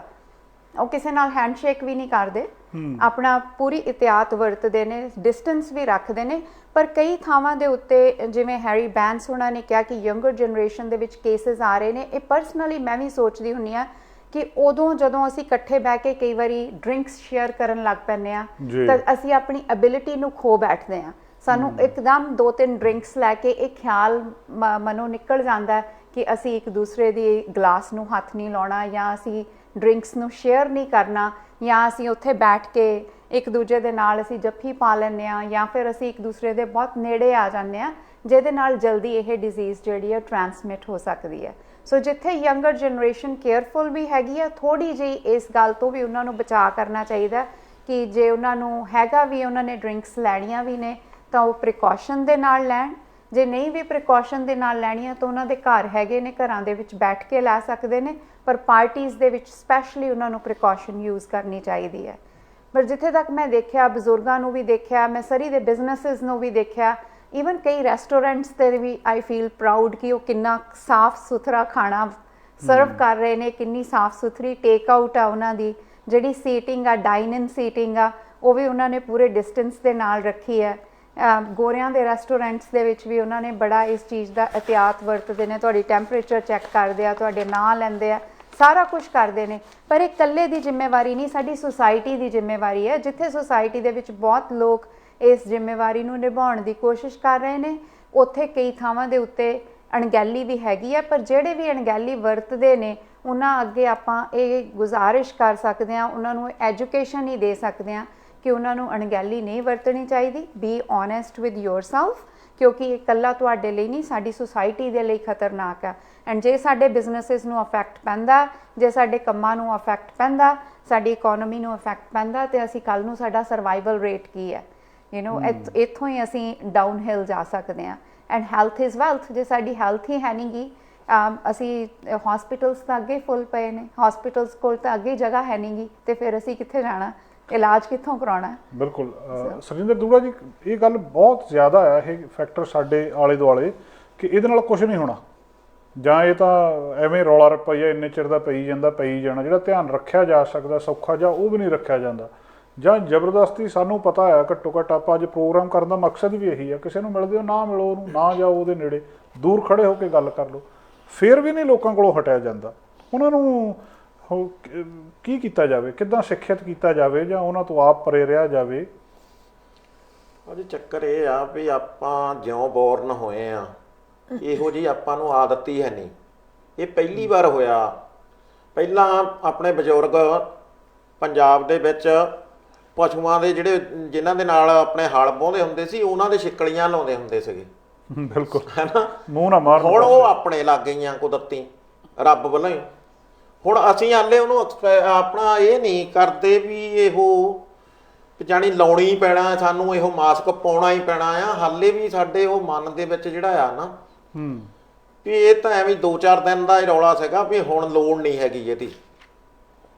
ਤੇ ਜੇ ਕਿਤੇ ਲੋੜ ਪੈਂਦੀ ਵੀ ਆ ਤਾਂ ਉੱਥੇ ਵੀ ਆਪਾਂ ਉਨਾ ਕਚਹਿਰੀ ਲਾਉਨੇ ਆ, ਉਹ ਤੋਂ ਬਾਅਦ ਤਾਂ ਦਵਾ ਸੱਟ ਜਾਏ ਥੱਲੇ। ਕਦੀ ਤਾਂ ਉਹ ਲਾ ਕੇ ਇੱਥੇ ਧੌਣ ਦੇ ਕੋਲ ਲਮਕਦਾ ਹੁੰਦਾ, ਕਈਆਂ ਦੇ ਕਿਸੇ ਦੇ ਕਿਸੇ ਉਹ ਇੱਧਰ ਇੱਕ ਕੰਨ ਦੇ ਵਿੱਚ ਟੰਗਿਆ ਹੁੰਦਾ, ਹੈ ਨਾ। ਮਤਲਬ ਉਹ ਇੱਕ ਮਜਬੂਰੀ ਹਾਲੇ ਸਮਝਦੇ ਆ, ਹਾਲੇ ਉਹਨੂੰ ਇਹ ਨਹੀਂ ਸਮਝਦੇ ਵੀ ਇਹ ਹਾਲੇ ਲਾਉਣਾ ਸਾਡੇ ਨੂੰ। ਜੇ ਬਚਣਾ ਆ, ਆਪਣਾ ਆਪ ਬਚਾਅ ਕਰਨਾ, ਕਿਸੇ ਦਾ ਬਚਾਅ ਕਰਨਾ, ਤਾਂ ਸਾਨੂੰ ਇਹੋ ਲਾਉਣਾ ਹੀ ਪੈਣਾ। ਅਮਰੀਕ ਸਿੰਘ ਜੀ, ਇਹ ਕਿੱਦਾਂ ਸਹੀ ਲਾਉਣਾ ਚਾਹੀਦਾ? ਵਾਕਈ ਇਹਨਾਂ ਨੇ ਗੱਲ ਕਿ ਕਈ ਵਾਰੀ ਤੇ ਉਹਨੂੰ ਠੀਕ ਕਰਨ ਲਈ ਹੱਥ ਜ਼ਿਆਦਾ ਵਾਰੀ ਮੂੰਹ ਨੂੰ ਲੱਗ ਜਾਂਦਾ, ਉੱਦਾਂ ਸ਼ਾਇਦ ਅਸੀਂ ਨਾ ਲਾਈਏ। ਇਹਨੂੰ ਕਿਹੜੇ ਤਰੀਕੇ ਨਾਲ ਪਾਉਣਾ ਚਾਹੀਦਾ? ਜਾਂ ਕਈ ਲੋਕ ਕਹਿੰਦੇ ਸਾਡੇ ਗੁਆਂਢੀ ਮੁਲਕ ਦੇ ਵਿੱਚ ਰੌਲਾ ਪੈਂਦਾ, ਕਈ ਲੋਕ ਕਹਿੰਦੇ ਪਾਉਣਾ ਹੀ ਨਹੀਂ ਚਾਹੀਦਾ, ਇਹਦਾ ਤਾਂ ਵੀ ਨੁਕਸਾਨ ਹੁੰਦਾ। ਲੋਕਾਂ ਨੇ ਪ੍ਰੋਟੈਸਟ ਕੀਤੇ ਕਈ ਥਾਵਾਂ ਦੇ ਉੱਤੇ। ਤੁਸੀਂ ਕੀ ਕਹਿੰਦੇ ਆ ਜੀ? ਜੀ ਐਜ਼ ਪਰ ਜਿਹੜੀਆਂ ਵਰਕ ਸੇਫ ਦੀਆਂ ਗਾਈਡਲਾਈਨ ਨੇ ਉਹਨਾਂ ਦੇ ਵਿੱਚ ਜਿਹੜਾ ਮਾਸਕ ਆ ਉਹ ਭਾਵੇਂ ਲਾਸਟ ਡਿਫੈਂਸ ਆ ਇਹ ਨਾ, ਮਾਸਕ ਸੋਸ਼ਲ ਡਿਸਟੈਂਸਿੰਗ ਜਿਹੜੀ ਹੈ, ਬਟ ਜੇ ਤੁਸੀਂ ਇਹਨੂੰ ਅਪਣਾਓ ਤਾਂ ਇਹ ਸਭ ਤੋਂ ਇਫੈਕਟਿਵ ਆ ਇਹ। ਅੱਛਾ ਜੀ। ਤੇ ਤੁਸੀਂ ਜੇ ਦੇਖੋ ਕਿ ਵਾਇਰਸ ਟਰਾਂਸਮਿਟ ਹੋਣ ਦਾ ਜਿਹੜਾ ਹੈ ਮੇਨ ਮੋਡ ਹੀ ਇਹ ਹੈ ਕਿ ਤੁਸੀਂ ਕਿਸੇ ਦੇ ਕੰਟੈਕਟ ਵਿੱਚ ਆਉਂਦੇ ਹੋ। ਜੇ ਸੋਸ਼ਲ ਡਿਸਟੈਂਸਿੰਗ ਹੈਗੀ ਆ ਤੇ ਦੈਟ ਇਜ਼ ਨਾਟ ਦੇਅਰ। ਜਿੱਥੇ ਤੁਹਾਨੂੰ ਸੋਸ਼ਲ ਡਿਸਟੈਂਸ ਨਹੀਂ ਕਰ ਸਕਦੇ ਤੁਸੀਂ, ਤੇ ਉੱਥੇ ਮਾਸਕ ਰეკਮੈਂਡੇਸ਼ਨ ਜਿੱਦਾਂ ਹੁਣ ਜਿਹੜੀਆਂ ਰეკਮੈਂਡੇਸ਼ਨ ਇਹੀ ਨੇ, ਭਾਵੇਂ ਕੋਈ ਵੀ ਸਰਜੀਕਲ ਮਾਸਕ ਆ ਜਾਂ ਆਪਾਂ ਕਲੋਥ ਦਾ ਮਾਸਕ ਆ, ਕੋਈ ਵੀ ਤੁਸੀਂ ਪਾਓ। ਕੋਈ ਵੀ ਸਿਕਰੀਸ਼ਨ ਜਿਹੜੀਆਂ ਤੁਹਾਡੇ ਜੇ ਤੁਸੀਂ ਸਨੀਜ਼ ਕਰਦੇ ਆ ਜਾਂ ਵੈਸੇ ਕੋਈ ਵੀ ਸਿਕਰੀਸ਼ਨ ਆ ਉਹ 'ਚ ਟਰੈਪ ਹੋ ਜਾਣ, ਐਟਲੀਸਟ ਉਹ ਤਾਂ ਟਰੈਪ ਹੋ ਜਾਣ, ਕਿਉਂਕਿ ਵਾਇਰਸ ਦਾ ਸਾਈਜ਼ ਭਾਵੇਂ ਛੋਟਾ ਬਟ ਐਟਲੀਸਟ ਉਹ ਸਿਕਰੀਸ਼ਨ ਤਾਂ ਟਰੈਪ ਹੋ ਸਕਦੀਆਂ ਨੇ। ਕਿਸੇ ਵੀ ਤਰ੍ਹਾਂ ਦਾ ਮਾਸਕ ਪਾਓ, ਬਟ ਇਹ ਆ ਕਿ ਜੇ ਤੁਸੀਂ ਸੋਸ਼ਲ ਡਿਸਟੈਂਸ ਕਰ ਸਕੋ ਉਹ ਸਭ ਤੋਂ ਵਧੀਆ ਜੀ। ਜੇ ਮਾਸਕ ਦੇ ਲਈ ਵੀ ਅਗੇਨ ਉਹਨੂੰ ਤੁਸੀਂ ਆਪਣੇ ਪ੍ਰੋਪਰ ਮੂੰਹ ਨੂੰ ਢੱਕ ਕੇ ਰੱਖੋ, ਜਿੱਦਾਂ ਉਹਨਾਂ ਨੇ ਕਿਹਾ ਜੀ ਕਿ ਗਲੇ 'ਚ ਨਹੀਂ ਪਾ ਲੈਣਾ ਜਾਂ ਉਹਨੂੰ ਸਾਈਡ 'ਤੇ ਨਹੀਂ ਟੰਗ ਲੈਣਾ, ਜਾਂ ਅੱਧੇ ਮਿੰਟ ਲਈ ਤੁਸੀਂ ਪਾਇਆ, ਦੇਖ ਲਿਆ ਇੱਧਰ ਕੋਈ ਨਹੀਂ ਹੈਗਾ ਜੀ, ਓਕੇ ਲਾ ਲਓ ਇਹਨੂੰ ਤੁਸੀਂ, ਹੁਣ ਦੈਟਸ ਫਾਈਨ ਰਾਈਟ। ਇਹਨੂੰ ਤਾਂ ਤੁਸੀਂ ਹੈਬਿਟ ਬਣਾਉਣੀ ਪੈਣੀ ਹੈ ਇੱਕ, ਕਿ ਹਾਂਜੀ ਜਦੋਂ ਘਰੋਂ ਤੁਸੀਂ ਨਿਕਲਦੇ ਹੋ ਤੁਸੀਂ ਪਾ ਕੇ ਨਿਕਲਣਾ, ਅਤੇ ਜਿੰਨਾ ਚਿਰ ਪੋਸੀਬਲ ਹੋ ਸਕੇ ਥੋੜ੍ਹਾ ਡਿਸਕੰਫਰਟ ਆ ਦੈਟਸ ਓਕੇ, ਬਟ ਉਹਨੂੰ ਬਚਾਉਣ ਦੇ ਲਈ ਉਹ ਕਾਰਗਰ ਸਾਬਿਤ ਹੋ ਸਕਦਾ ਜੀ। ਬੈਂਸ ਸਾਹਿਬ ਇਹਨੂੰ ਮੈਂਡੇਟਰੀ ਕੀਤਾ ਜਾ ਸਕਦਾ ਜੀ, ਮਾਸਕ ਨੂੰ ਵੀ ਜ਼ਰੂਰੀ ਹੋ ਜਾਵੇ, ਜਿੱਦਾਂ ਟਰਾਂਸਲਿੰਕ ਦੇ ਵਿੱਚ ਹੈਗਾ ਵੀ ਹਰ ਜਗ੍ਹਾ ਹੀ ਹੋ ਜਾਵੇ? ਦੇਖੋ ਇਹ ਤਾਂ ਸਾਇੰਸ ਬੇਸ ਤੇ ਐਕਸਪਰਟ ਹੀ ਡਿਸਾਈਡ ਕਰ ਸਕਦੇ ਆ। ਅਸੀਂ ਬੜੇ ਖੁਸ਼ਕਿਸਮਤ ਹਾਂ ਕਿ ਡਾਕਟਰ ਬੌਨੀ ਹੈਨਰੀ ਵਰਗੇ ਐਕਸਪਰਟ ਸਾਡੇ ਕੋਲ ਹੈਗੇ ਆ। ਉਹ ਮੋਨੀਟਰ ਕਰਦੇ ਐਵਰੀ ਡੇ, ਉਹ ਟਰੇਸ ਕਰਦੇ ਆ ਵੀ ਕਿੱਥੋਂ ਕੇਸਿਸ ਆ ਰਹੇ ਆ ਅਤੇ ਕਿਹੋ ਜਿਹੀ ਜਗ੍ਹਾ ਤੋਂ ਆ ਰਹੇ ਆ, ਅਤੇ ਫਿਰ ਉਹਨਾਂ ਦੇ ਮੁਤਾਬਿਕ ਫਿਰ ਉਹ ਡਿਸੀਜਨ ਬਣਾਉਂਦੇ ਜਿਹੜਾ ਸਾਇੰਸ ਦੇ ਡਾਟਾ ਉਹਨਾਂ ਦੇ ਕੋਲ ਹੈਗਾ। ਪਰ ਆਈ ਥਿੰਕ ਆਪਾਂ ਇਹਨੂੰ ਕਾਬੂ ਪਾ ਸਕਦੇ ਹਾਂ ਜਿੱਦਾਂ ਅੱਗੇ ਪਹਿਲਾਂ ਪਾਇਆ ਸੀਗਾ। ਆਈ ਥਿੰਕ ਮੈਜੋਰਿਟੀ ਪੀਪਲ ਹਾਲੇ ਵੀ ਇਹਨੂੰ ਸੀਰੀਅਸਲੀ ਲੈਂਦੇ ਆ, ਡਿਸਿਪਲਿਨ 'ਚ ਰਹਿ ਕੇ ਕੰਮ ਕਰੀ ਜਾਂਦੇ ਆ। ਭੈਣ ਜੀ ਨੇ ਦੱਸਿਆ ਕਿ ਬੱਚੇ ਸਾਨੂੰ ਬਹੁਤ ਵਾਰਨਿੰਗ ਦੇ ਰਹੇ ਆ ਕਿ ਨਹੀਂ ਤੁਸੀਂ ਕਰਨਾ। ਮੇਰੀ ਗ੍ਰੈਂਡ ਡਾਟਰ ਹੈਗੀ ਆ 13 ਸਾਲ ਦੀ ਘਰ ਦੇ ਵਿੱਚ, ਉਹ ਵਾਰ-ਵਾਰ ਸਾਨੂੰ ਦੱਸਦੀ ਆ ਕਿ ਤੁਸੀਂ ਕੀ ਕਰਨਾ ਚਾਹੀਦਾ ਕੀ ਨਹੀਂ ਕਰਨਾ ਚਾਹੀਦਾ ਹੈਂਡ ਸੈਨੀਟਾਈਜ਼ ਕਰਨ ਵਾਸਤੇ, ਅਤੇ ਸਾਡੇ ਤੇ ਦਰਵਾਜ਼ੇ ਜਿੱਥੋਂ ਅਸੀਂ ਟੱਚ ਕਰਦੇ ਉਹਨਾਂ ਨੂੰ ਸੈਨੀਟਾਈਜ਼ ਕਰਨ ਦੀ ਕੋਸ਼ਿਸ਼ ਕਰਦੇ ਹਮੇਸ਼ਾ, ਜਿੰਨੀ ਵੱਧ ਤੋਂ ਵੱਧ ਹੋਵੇ। ਪਰ ਜਿਹੜੀਆਂ ਗੱਲਾਂ ਕੁਛ ਜਗ੍ਹਾ ਹੈਗੀਆਂ ਜਿੱਥੇ ਕਿ ਅਸੀਂ ਥੋੜ੍ਹੀ ਜਿਹੀ ਅਣਗਹਿਲੀ ਫਿਰ ਕਰ ਜਾਂਦੇ ਹਾਂ, ਉਹ ਜਿਸ ਤਰ੍ਹਾਂ ਕਿ ਵੈਡਿੰਗਸ ਦੇ ਵਿੱਚ ਆ, ਉਹਦੇ ਵਿੱਚ ਸਾਡੀਆਂ ਜਾਂ ਗੋਰਿਆਂ ਦੀਆਂ ਵੈਡਿੰਗਸ ਦੇ ਵਿੱਚ ਵੀ ਜੇ ਤੁਸੀਂ ਜ਼ਿਆਦਾ ਐਕਸਾਈਟ ਹੋ ਕੇ ਜ਼ਿਆਦਾ ਵਧਾਈਆਂ ਦਿੰਦੇ ਹੋ, ਖੁਸ਼ੀ ਜ਼ਿਆਦਾ ਹੁੰਦੀ ਆ, ਇੱਕ ਦੇ ਲਾਗੇ ਹੋ ਕੇ ਬੋਲਦੇ ਹੋ, ਤੁਸੀਂ ਮਾਸਕ ਨਹੀਂ ਪਾਈ ਹੁੰਦੀ, ਸੋ ਆਈ ਥਿੰਕ ਉਹ ਚਾਂਸਸ ਵੱਧ ਜਾਂਦੇ ਆ। ਫਿਰ ਜਿਸ ਤਰ੍ਹਾਂ ਕਿ ਭੈਣ ਜੀ ਨੇ ਹੋਰ ਵੀ ਦੱਸਿਆ ਕਿ ਜਿਹੜੇ ਸਾਡੇ ਯੰਗਰ ਜਨਰੇਸ਼ਨ, ਜਿਹਨੂੰ ਯੰਗਰ ਜਨਰੇਸ਼ਨ ਆਪਾਂ ਕਹਿੰਦੇ, ਜਿਹੜੇ 20 ਸਾਲ ਤੋਂ ਉੱਪਰ 30 ਸਾਲ ਦੇ ਜਿਹੜੇ ਬੱਚੇ ਹੈਗੇ ਆ, ਬਾਹਰ ਜਾਂਦੇ ਆ, ਪਾਰਟੀਆਂ 'ਚ ਕਰਦੇ ਆ, ਬੈਠੇ ਆ, ਡਰਿੰਕ ਵੀ ਪੀਂਦੇ ਆ, ਉਦੋਂ ਫਿਰ ਉਹ ਥੋੜ੍ਹੀ ਦੇਰ ਬਾਅਦ ਉਹ ਫਿਰ ਭੁੱਲ ਜਾਂਦੇ ਆ ਕਿਸ ਤਰ੍ਹਾਂ ਆਪਣੇ ਆਪ ਨੂੰ ਉਹਨਾਂ ਨੇ ਪ੍ਰੋਟੈਕਟ ਕਰਨਾ। ਆਈ ਥਿੰਕ ਉਹਨਾਂ ਨੂੰ ਥੋੜ੍ਹੀ ਜਿਹੀ ਐਜੂਕੇਟ ਕਰਨ ਦੀ ਲੋੜ ਹੈਗੀ ਆ। ਜਿੰਨਾ ਉਹ ਸਾਡਾ ਧਿਆਨ ਦਿੰਦੇ ਆ ਜਦੋਂ ਉਹ ਘਰ 'ਚ ਹੁੰਦੇ ਆ, ਇੰਨਾ ਧਿਆਨ ਉਹ ਆਪ ਕਰ ਲੈਣ ਅਤੇ ਉਹਨਾਂ ਨਾਲ ਬਹੁਤ ਹੀ ਫਾਇਦਾ ਹੋ ਸਕਦਾ। ਫਿਰ ਉਹੀ ਗੱਲ ਆ, ਜਿਸ ਤਰ੍ਹਾਂ ਅਸੀਂ ਆਪਣੇ ਬੱਚਿਆਂ ਦੀ ਦੇਖਭਾਲ ਕਰਦੇ ਹਾਂ, ਇਸੇ ਤਰ੍ਹਾਂ ਜਦੋਂ ਵਿਆਹ ਸ਼ਾਦੀ ਹੋਣੀ ਆ, ਅਸੀਂ ਪਹਿਲਾਂ ਤਾਂ ਕਰਾਊਡ ਬਿਲਕੁਲ ਛੋਟਾ ਕਰ ਲਈਏ, ਨਹੀਂ ਤਾਂ ਪੋਸਟਪੋਨ ਕਰ ਲਈਏ, ਤਾਂ ਸਾਰਾ ਤਾਂ ਵਧੀਆ ਗੱਲ ਹੈਗੀ ਆ। ਅਤੇ ਫਿਰ ਅਸੀਂ ਜਿਸ ਤਰ੍ਹਾਂ ਆਪਣੀ ਫੈਮਿਲੀ ਦੇ ਬਾਹਰ ਵੱਧ ਤੋਂ ਵੱਧ 5-6 ਬੰਦੇ ਹੋਰ ਲੈ ਆਓ, ਅਤੇ ਫਿਰ ਵੀ ਜਿਹੜਾ ਸੋਸ਼ਲ ਡਿਸਟੈਂਸ ਰੱਖ ਸਕੀਏ ਨਾ, ਉਹ ਵਧੀਆ ਗੱਲ ਹੈਗੀ ਆ। ਹੱਥ ਨਾ ਮਿਲਾਓ, ਹੱਥ ਮਿਲਾ ਲਿਆ ਤਾਂ ਵਾਸ਼ ਕਰ ਲਓ ਜ਼ਰੂਰੀ, ਔਰ ਸਾਰੇ ਬੰਦੇ ਅਪਰੀਸ਼ੀਏਟ ਕਰਨਗੇ ਤੁਸੀਂ ਵਾਸ਼ ਕਰਦੇ ਹੋ ਤਾਂ ਤੂੰ ਫਿਰ ਦੋਨਾਂ ਲਾਗੇ ਜਾਣੇ, ਫਿਰ ਲਾਗੇ ਹੋ ਕੇ ਬੋਲੋ ਨਾ ਉਹਨਾਂ ਦੇ, ਦੂਰ ਰਹਿ ਕੇ ਬੋਲੋਗੇ ਤਾਂ ਫਿਰ ਹੋਰ ਵੀ ਪ੍ਰੋਟੈਕਸ਼ਨ ਹੋ ਜਾਂਦੀ ਆ। ਜੇ ਨਹੀਂ ਰਹਿ ਸਕਦੇ ਤਾਂ ਫਿਰ ਮਾਸਕ ਪਾਉਣੀ ਜ਼ਰੂਰੀ ਹੋ ਜਾਂਦੀ ਆ। ਹਾਂਜੀ, ਸੋ ਇਹੋ ਜਿਹੀਆਂ ਜੇ ਪ੍ਰੀਕਾਸ਼ਨ ਕਰ ਲਈਏ ਅਤੇ ਆਪਾਂ ਨਹੀਂ ਤਾਂ ਕਾਬੂ ਫਿਰ ਦੁਬਾਰਾ ਪਾ ਸਕਦੇ ਹਾਂ। ਜਿਹੜੀ ਸਖਤੀ ਵਾਲੀ ਗੱਲ ਹੈਗੀ ਆ, ਰੂਲਸ ਬਣਾਉਣ ਦੀ ਗੱਲ ਹੈ, ਕਈ ਵਾਰੀ ਉਹਨਾਂ ਨੂੰ ਬਣਾਉਣੇ ਪੈਂਦੇ ਆ ਬੇਸਡ ਔਨ ਸਾਇੰਸ ਅਤੇ ਡਾਟਾ ਹੈ ਨਾ, ਉਹ ਫਿਰ ਜਦੋਂ ਬਣਾਉਣਗੇ ਤਾਂ ਫਿਰ ਆਪਾਂ ਨੂੰ ਮੰਨਣੇ ਪੈਣੇ ਆ। ਪਰ ਬੈਟਰ ਇਹ ਹੈਗਾ ਕਿ ਅਸੀਂ ਪਹਿਲਾਂ ਹੀ ਜੇ ਆਪਣੇ ਆਪ ਨੂੰ ਪ੍ਰੀਵੈਂਸ਼ਨ 'ਤੇ ਜ਼ੋਰ ਦੇ ਦਈਏ, ਜਿਹੜਾ ਕਿ ਅੱਜ ਸਾਨੂੰ ਵਾਰ-ਵਾਰ ਹਦਾਇਤ ਆ ਰਹੀ ਹੈ, ਜਿੱਦਾਂ ਪਹਿਲਾਂ ਆਪਾਂ ਕਰਦੇ ਰਹੇ ਹਾਂ ਸ਼ੁਰੂ ਦੇ ਵਿੱਚ ਇਹਨਾਂ ਨੂੰ ਦੱਸਿਆ, ਤਾਂ ਆਈ ਥਿੰਕ ਆਪਾਂ ਇਹ 'ਤੇ ਮੁੜ ਕੇ ਦੁਬਾਰਾ ਕਾਬੂ ਕਰ ਸਕਦੇ ਹਾਂ। ਆਪਾਂ BC ਦੇ ਵਿੱਚ ਕਾਫੀ ਵਧੀਆ ਦੇਖ ਚੁੱਕੇ ਹਾਂ ਲੋਕਾਂ ਦਾ ਧਿਆਨ ਅਤੇ ਲੋਕਾਂ ਦਾ ਬਿਹੇਵੀਅਰ, ਜੇ ਉੱਦਾਂ ਦਾ ਮੁੜ ਕੇ ਲੈ ਆਈਏ ਤਾਂ ਆਮ ਸ਼ੋਰ ਵੀ ਆਪਾਂ ਇਹ 'ਤੇ ਕਾਬੂ ਦੁਬਾਰਾ ਫਿਰ ਪਾ ਸਕਦੇ ਹਾਂ। ਸਰਾਜ ਸਾਹਿਬ, ਜਿਹੜੀ ਸੋਸ਼ਲ ਫਾਈਨੈਂਸ਼ੀਅਲ ਅਸਿਸਟੈਂਸ ਦਿੱਤੀ ਗਈ, ਉਹਦੀ ਕੀ ਹਾਲਤ ਆ ਜੀ ਹੁਣ ਚੱਲ ਰਹੀ ਆ? ਜੇ ਸੈਕੰਡ ਵੇਵ ਆਉਂਦੀ, ਕੀ ਸਰਕਾਰ ਇਹਦੇ ਲਈ ਉਹਦੇ ਕੋਲੇ ਪੈਸਾ ਧੇਲਾ ਜਿਹੜਾ ਹੈਗਾ ਹੈ? ਦੇਖੋ ਅਸੀਂ ਜਿਹੜਾ ਸਭ ਤੋਂ ਪਹਿਲਾਂ ਆਮ ਵਿਅਕਤੀ ਜਿਹੜਾ ਹੈਗਾ, ਜਿਹੜਾ ਮਜ਼ਦੂਰ ਹੈ, ਜਿਹੜਾ ਕੰਮ ਕਰਦੇ ਆ, ਉਹਨਾਂ ਵਾਸਤੇ ਕੀਤਾ ਸੀ ਸਰਵ ਬੈਨੀਫਿਟ। ਉਹਨੂੰ ਹੁਣ ਟ੍ਰਾਂਜੀਸ਼ਨ ਕਰਕੇ ਅਨਐਮਪਲੋਇਮੈਂਟ ਨੂੰ ਰਿਫਾਈਨ ਕਰਤਾ ਕਿ ਸੇਮ ਆਲਮੋਸਟ ਕੁਆਲੀਫਿਕੇਸ਼ਨ ਦੇ ਨਾਲ ਤੁਸੀਂ ਲੈ ਸਕਦੇ ਹੋ। ਔਰ ਅਸੀਂ ਉਹ ਆਉਣ ਵਾਲੇ ਸਮੇਂ ਤੱਕ ਅਸੀਂ ਚਲਾਵਾਂਗੇ। ਆਲਮੋਸਟ ਸਾਰੇ ਜਿਹੜੇ ਪ੍ਰੋਗਰਾਮ ਨੇ ਨੈਕਸਟ ਜੂਨ ਤੱਕ ਕੀਤਾ ਗਿਆ। ਇਸੇ ਤਰ੍ਹਾਂ ਜਿਹੜੇ ਕੰਮ ਕਰਦੇ ਆ, ਵੇਜ ਸਬਸਿਡੀ ਆ, ਉਹਨਾਂ ਦੇ ਬਿਜ਼ਨਸ ਸ਼ਾਇਦ ਪ੍ਰੋਫਿਟ ਨਹੀਂ ਬਣਾ ਰਿਹਾ ਜਾਂ ਪ੍ਰੋਫਿਟ ਬਹੁਤ ਘੱਟ ਕਰ ਰਿਹਾ, ਉਹਨਾਂ ਨੂੰ ਹਜੇ ਵੀ ਵੇਜ ਸਬਸਿਡੀ ਲੋੜ ਅਨੁਸਾਰ ਉਹ ਸਕੇਲ ਦੇ ਹਿਸਾਬ ਦੇ ਨਾਲ ਦਿੱਤੀ ਜਾਊਗੀ ਅਗਲੇ ਜੂਨ ਤੱਕ। ਸੋ ਜੇ ਉਹ ਆਬਵੀਅਸਲੀ ਉਹਨਾਂ ਦੀ ਸੇਲਸ ਮੈਚ ਹੋ ਗਈ ਕੋਵਿਡ ਤੋਂ ਪ੍ਰੀ ਟਾਈਮ ਤੋਂ, ਉਹਨਾਂ ਦਾ ਫਿਰ ਬੰਦ ਹੋ ਜਾਏਗੀ। ਪਰ ਜਿਨ੍ਹਾਂ ਦਾ ਹਜੇ ਵੀ ਘਾਟ ਹੈਗੀ ਆ, ਸੇਲ ਘੱਟ ਆ, ਉਹਨਾਂ ਨੂੰ ਅਸੀਂ ਸਹਾਇਤਾ ਕਰਕੇ ਤਾਂ ਕਿ EMPLOYEEਆਂ ਨੂੰ ਆਸ ਹੋਊਗੀ ਕਿ ਅਸੀਂ ਕੰਮ ਸਾਡਾ ਹੈਗਾ। ਇਸੇ ਤਰ੍ਹਾਂ ਜਿਹੜੇ ਪਬਲਿਕ ਸੇਫਟੀ ਕਰਕੇ, ਪਬਲਿਕ ਹੈਲਥ ਕਰਕੇ ਬੰਦ ਕੀਤੇ ਗਏ, ਉਹਨਾਂ ਵਾਸਤੇ ਕਿਰਾਇਆ ਵਾਸਤੇ ਜਾਂ ਉਹਨਾਂ ਦੀ ਮੋਰਗੇਜ ਪੇਮੈਂਟ ਵਾਸਤੇ ਵੀ ਅਪ ਟੂ 90% ਉਹਨਾਂ ਨੂੰ ਸਹਾਇਤਾ ਦਿੱਤੀ ਜਾਊਗੀ ਤਾਂ ਕਿ ਉਹ ਵੀ ਨਾ ਅੰਡਰ ਹੋਣ। ਹੋਰ ਵੀ ਅਗਲੇ ਜੂਨ ਤੱਕ ਕੀਤੀ ਜਾਊਗੀ। ਔਰ ਜਿਹੜੇ ਅੱਜ ਸੁਣ ਰਹੇ ਉਹਨਾਂ ਨੂੰ ਮੈਂ ਕਹਿ ਰਿਹਾ ਕਿ ਉਹ ਅਗਲੇ 2 ਦਿਨ ਤੱਕ ਉਹਦੀ ਡੈਡਲਾਈਨ ਉਹ ਜ਼ਰੂਰ ਅਪਲਾਈ ਕਰ ਦੇਣ। ਸੋ ਇਸ ਤਰ੍ਹਾਂ ਦੀ ਸਹਾਇਤਾ ਸਾਡੇ ਪ੍ਰਧਾਨ ਮੰਤਰੀ ਔਰ ਕੈਬਨਿਟ ਔਰ ਜਿੰਨੀ ਗਵਰਨਮੈਂਟ ਆ, ਉਹਨੇ ਇਹ ਵਾਅਦਾ ਕੀਤਾ ਕਿ ਅਸੀਂ ਕੈਨੇਡੀਅਨਸ ਨੂੰ ਹਮੇਸ਼ਾ ਸਭ ਤੋਂ ਪਹਿਲਾਂ ਇਹਨਾਂ ਦੀ ਪਹਿਲ ਰੱਖਾਂਗੇ, ਇਹਨਾਂ ਨੂੰ ਸੁਰੱਖਿਅਤ ਰੱਖਾਂਗੇ ਤਾਂ ਕਿ ਐਂਗਜ਼ਾਇਟੀ ਤੇ ਪੈਨਿਕ ਨਾ ਹੋਊਗਾ। ਪਰ ਇਹ ਕਲੈਕਟਿਵ ਚੀਜ਼ ਆ, ਇਹ ਸਾਰਿਆਂ ਦੀ ਜ਼ਿੰਮੇਵਾਰੀ ਦੇ ਨਾਲ ਹੀ ਆ। ਜੇ ਆਪਣੀ ਇਕਨੋਮੀ ਨਾਲ ਚੱਲਦੀ ਹੋਊਗੀ ਤਾਂ ਅਸੀਂ ਸਪੋਰਟ ਕਰ ਸਕਦੇ। ਜੇ ਅਸੀਂ ਇਕਨੋਮੀ ਨੂੰ ਡੈਡ ਕਰ ਦਈਏ ਤਾਂ ਇਹ ਜਿਹੜਾ ਖਜ਼ਾਨਾ ਵੀ ਉਸੇ ਤਰ੍ਹਾਂ ਮੁੱਕ ਜੂਗਾ। ਸੋ ਸਾਡੀ ਕੋਸ਼ਿਸ਼ ਹੈ ਕਿ ਸਾਰੇ ਆਪਣਾ ਆਪਣਾ ਹਿੱਸਾ ਕਰਨ। ਜਿੱਥੇ ਸਰਕਾਰ ਨੂੰ ਕਰਨ ਨਾਲ ਵਾਲਾ ਹੈਗਾ ਫਰਜ਼ ਬਣਦਾ, ਜਿਹੜਾ ਲੋੜਵੰਦ ਆ, ਜਿਹਦੇ ਕੋਲ ਨਹੀਂ ਚਾਰਾ ਹੈਗਾ, ਚਾਹੇ ਉਹਨੂੰ ਸਰਕਾਰ ਨੇ ਬੰਦ ਕੀਤਾ ਹੈ ਕਿਉਂਕਿ ਸੇਫਟੀ ਰੀਜ਼ਨ ਖਾਤਰ, ਚਾਹੇ ਉਹਨੂੰ ਬਿਲਕੁਲ ਹੀ ਉਸ ਬਿਜ਼ਨਸ ਡੈਡ ਹੋ ਗਿਆ, ਉਹ ਨਹੀਂ ਚੱਲ ਸਕਦਾ ਕੋਵਿਡ ਵੇਲੇ, ਉਹਦੇ ਵਾਸਤੇ ਅਸੀਂ ਹੈਗੇ ਆ। ਪਰ ਬਾਕੀਆਂ ਨੂੰ ਜਿਹੜੇ ਹੈਗੇ ਆ ਉਹਨਾਂ ਨੂੰ ਆਪਣੇ ਅਸੂਲ ਮੰਨ ਕੇ, ਸੇਫਟੀ ਪ੍ਰੀਕਾਸ਼ਨ ਲੈ ਕੇ ਇਹ ਜਿਹੜਾ ਆਉਣ ਵਾਲਾ 6 ਮਹੀਨੇ ਸਾਲ ਦਾ ਸਮਾਂ ਹੈਗਾ ਇਹ ਨਿਭਾਉਣਾ ਚਾਹੀਦਾ। ਸਰਕਾਰ ਸਟੇਬਲ ਆ ਜੀ? ਪਿੱਛੇ ਜੇ ਗੱਲਾਂ ਚੱਲਣ ਲੱਗ ਪਈਆਂ ਸੀ ਇਲੈਕਸ਼ਨ ਹੋ ਸਕਦੀ ਹੈ ਫੈਡਰਲ ਲੈਵਲ ਦੇ ਉੱਤੇ, ਕੀ ਪੋਜੀਸ਼ਨ ਹੈ ਜੀ ਇਸ ਵੇਲੇ? ਦੇਖੋ, ਇਹ ਸਰਕਾਰ ਅਸੀਂ ਰਲ ਕੇ ਚਲਾ ਰਹੇ। ਜਿੰਨੇ ਵੀ ਤਕਰੀਬਨ ਬਿੱਲ ਕੋਵਿਡ ਦੇ ਹੋਏ ਸੀ ਸਾਰੇ ਸਰਬਸੰਮਤੀ ਦੇ ਨਾਲ, ਜਿੰਨੇ ਵੀ ਫਾਈਨੈਂਸ਼ੀਅਲ ਮੈਜਰਸ ਹੋਏ ਆ, ਥੋੜਾ ਬਾੜਾ ਕਈ ਵਾਰੀ ਹੁਣ ਕ੍ਰਿਟਿਸਿਜ਼ਮ ਹੋ ਜਾਂਦਾ, ਇੱਕ ਪਾਰਟੀ ਇੱਕ ਐਂਗਲ ਜ਼ਿਆਦਾ ਮੰਗਦੀ, ਦੂਸਰੇ ਪੱਖੋਂ ਮੰਗਦੀ, ਕੋਈ ਆਪਣਾ ਸਿਰਫ ਸੂਬੇ ਬਾਰੇ ਕੇਅਰ ਕਰਦੀ ਹੈ। ਸੋ ਉਹ ਪੋਲੀਟਿਕਸ, ਸਿਆਸਤ ਚੱਲਦੀ ਰਹਿੰਦੀ ਆ। ਪਰ ਆਈ ਥਿੰਕ ਓਵਰਆਲ ਸਾਰਿਆਂ ਨੂੰ ਪਤਾ ਕਿ ਅਸੀਂ ਜੇ ਇਸ ਵੇਲੇ ਇਲੈਕਸ਼ਨ ਦਾ ਟਾਈਮ ਨਹੀਂ ਹੈਗਾ, ਇਸ ਵੇਲੇ ਲੋਕਾਂ ਨੂੰ ਉਹਨਾਂ ਦੀ ਜੌਬਸ, ਉਹਨਾਂ ਦੀ ਸੇਫਟੀ, ਉਹਨਾਂ ਦੀ ਸਿਕਿਉਰਿਟੀ ਵਾਸਤੇ ਜ਼ਿੰਮੇਵਾਰੀ ਸਰਕਾਰ ਦੀ ਸਾਂਝੀ ਦਿੱਤੀ ਗਈ। ਇਲੈਕਟੋਰਲ ਜਿਹੜੇ ਸਾਡੇ ਵੋਟਰਸ ਆ, ਉਹਨੇ ਵੋਟਾਂ ਹੀ ਇਸ ਤਰ੍ਹਾਂ ਪਾਈਆਂ ਕਿ ਇਹ ਮਿਨੋਰਟੀ ਗਵਰਨਮੈਂਟ ਹੈ, ਵੀ ਤੁਸੀਂ ਰਲ ਕੇ ਚੱਲੋ। ਔਰ ਅਸੀਂ ਰਲ ਕੇ ਉਹ ਚੱਲਣ ਦਾ ਫੈਸਲਾ ਲਿਆ। ਪਰ ਜੇ ਇਲੈਕਸ਼ਨ ਕਰਨੀ ਪਵੇ, ਅਸੀਂ ਤਿਆਰ ਹੈਗੇ ਇਲੈਕਸ਼ਨ ਕਰਨ ਵਾਸਤੇ। ਪਰ ਕੋਈ ਚਾਹੁੰਦਾ ਨਹੀਂ ਹੈਗਾ ਇਲੈਕਸ਼ਨ। ਅਸੀਂ ਚਾਹੁੰਦੇ ਇਹੀ ਆ ਕਿ ਇਸੇ ਤਰ੍ਹਾਂ ਅਸੀਂ ਔਖੇ ਸਮੇਂ ਤੋਂ ਕੱਢ ਕੇ, ਜਿਵੇਂ ਅਸੀਂ ਵਰਲਡ ਦੇ ਵਿੱਚ ਇੱਕ ਐਗਜ਼ਾਮਪਲ ਸੈੱਟ ਕੀਤਾ ਕਿ one of the best countries ਆ ਔਰ ਬੈਸਟ ਸੂਬਾ ਜਿੱਥੇ ਤੁਸੀਂ ਰਹਿ ਸਕਦੇ ਆ, ਉਹ ਜਿੱਥੇ not only covid infection rate low ਆ, ਮੋਰਟੈਲਿਟੀ ਰੇਟ ਵੀ ਲੋ ਆ, ਪਰ ਆਲਸੋ ਤੁਹਾਡਾ ਫਾਈਨੈਂਸ਼ੀਅਲ ਸਟੇਬਿਲਿਟੀ ਜਿੰਨਾ ਹੈਗਾ, ਉਹ ਸਾਰੇ ਤੁਹਾਨੂੰ ਆ ਕੇ ਈਵਨ ਤੁਹਾਡੇ ਕ੍ਰਿਟਿਕ ਵੀ ਕਹਿੰਦੇ ਆ ਕਿ ਇਹ ਅਸੀਂ ਮੰਨਦੇ ਜੋ ਕੈਨੇਡਾ ਨੇ ਆਮ ਵਿਅਕਤੀ ਵਾਸਤੇ ਔਰ ਸਮਾਲ ਬਿਜ਼ਨਸ ਵਾਸਤੇ ਕੀਤਾ, ਉਹ ਹੋਰ ਕਿਤੇ ਵੀ ਨਹੀਂ ਕੀਤਾ। ਸੋ ਉਹਦੇ ਕਰਕੇ ਅਸੀਂ ਇਸੇ ਤਰ੍ਹਾਂ ਸਪੋਰਟ ਕਰਦੇ ਰਹਾਂਗੇ ਤੇ ਆਸ ਕਰਦੇ ਕਿ ਦੂਸਰੀਆਂ ਪਾਰਟੀਆਂ ਵੀ ਇਸ ਦੇ ਨਾਲ, ਹਾਂ ਠੀਕ ਹੈ, ਉਹਨਾਂ ਦਾ ਜ਼ਿੰਮੇਵਾਰੀ ਹੈਗੀ ਕ੍ਰਿਟੀਕ ਕਰਨਾ, ਬਿੱਲ ਨੂੰ ਰਿਫਾਈਨ ਕਰਨਾ, ਸਾਡੇ ਕੋਲ ਵੀ ਗਲਤੀ ਹੋ ਸਕਦੀ, ਉਹਨੂੰ ਬੈਟਰ ਬਣਾਉਣ ਵਾਸਤੇ ਉਹ ਜ਼ਿੰਮੇਵਾਰੀ ਆਪੋਜੀਸ਼ਨ ਦੀ, ਪਰ ਅਸੀਂ ਇਸੇ ਤਰ੍ਹਾਂ ਚਲਾਵਾਂਗੇ। ਜਿਹੜੀ ਸਰਬ ਪਹਿਲਾਂ ਕਹਿੰਦੀ ਸੀ ਬਹੁਤ ਸਾਰੇ ਲੋਕ ਜਿਹਨਾਂ ਦਾ ਹੱਕ ਬਣਦਾ ਨਹੀਂ ਸੀ ਉਹ ਲੈ ਗਏ, ਤੇ ਤੁਸੀਂ ਕਿਹਾ ਸੀ ਵੀ ਇਹਨੂੰ ਬਾਅਦ ਦੇ ਵਿੱਚ ਦੇਖਾਂਗੇ, ਉਹਦੇ ਲਈ ਕੋਈ ਕਾਰਵਾਈ ਹੋ ਰਹੀ ਹੈ?